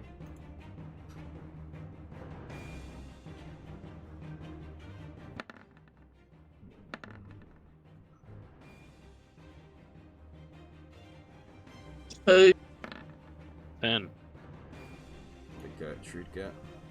A 15. 15. Gertrude, you would know that about Avandra, that she... let me just get up the information about her, so I'm not misspeaking. You know Avandra is one of the prime deities. You would know that she champions freedom, travel, trade, and adventure across the land. Her will heralds open frontiers, and her call beckons her followers to discover that which waits them beyond the known. You'd know that there's not that many temples dedicated to the Changebringer, but her shrines are often found along well-travelled roads and off the beaten path. Her worship is common among merchants, free spirits, and adventurers, and tavern cheers celebrate her as a bringer of luck and fortune. She's generally like a pretty, like, I'd say chaotic good kind of like god. She is like the kind of god. Her commandments would consist of luck favors the bold, your fate is your own to grasp, and to do so is to have the Changebringer behind you. She also knows that change is inevitable, the righteous can ensure that such change is for the better. And then finally, her final commandment is rise against tyranny, fight for the freedom of yourself and others when you can, and inspires others to fight when you cannot. So, with initiative rolled up. She like Tamora in Yes, she's probably the closest equivalent to Timora, yeah. Okay. And with that, as the all these different people in the crowd donning these half jester masks, you look around the crowd as they start. One of them stabs into a merchant at the side and throws them aside. The stage, you can see, is completely on fire, and the guards begin sort of panicking. And that is where we will end today's session. Yeah, very good. Oh. It wasn't the old man, was it? No, it wasn't. Definitely not. Thank fuck for that.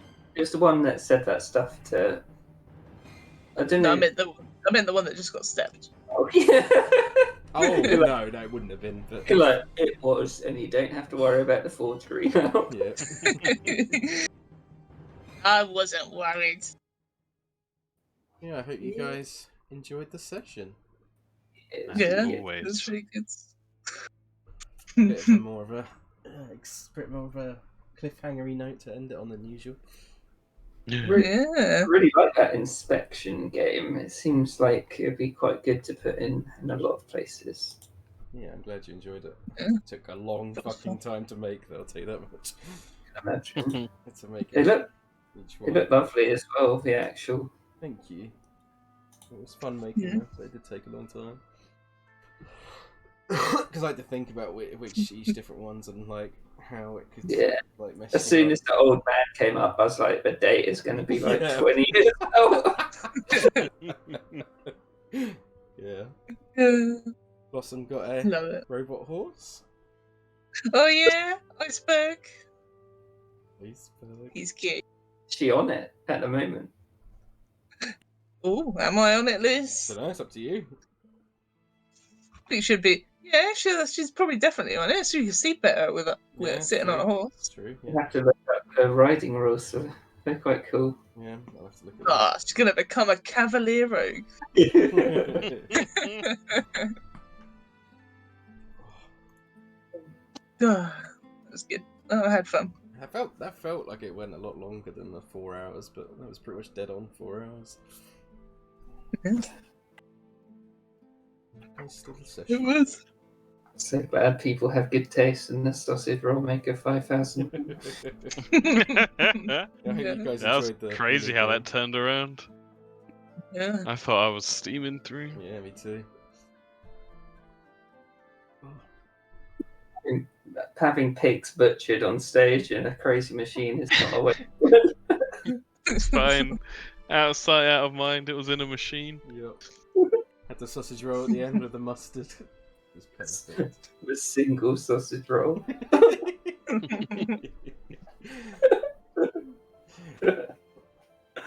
I liked all the downtime at the beginning as well. And what's behind that door, guys? What's gonna be? Oh no, what is behind it? What's been knocking?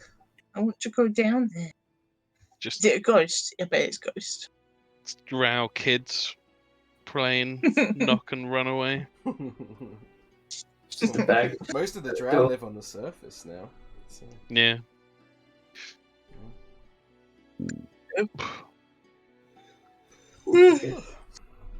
Alright. I'm pretty tired, so after that, so I think Yeah. Yep. I'll love you and leave you. Thank you, Lewis. Thank See you guys. later. That's awesome. Bye-bye. Bye.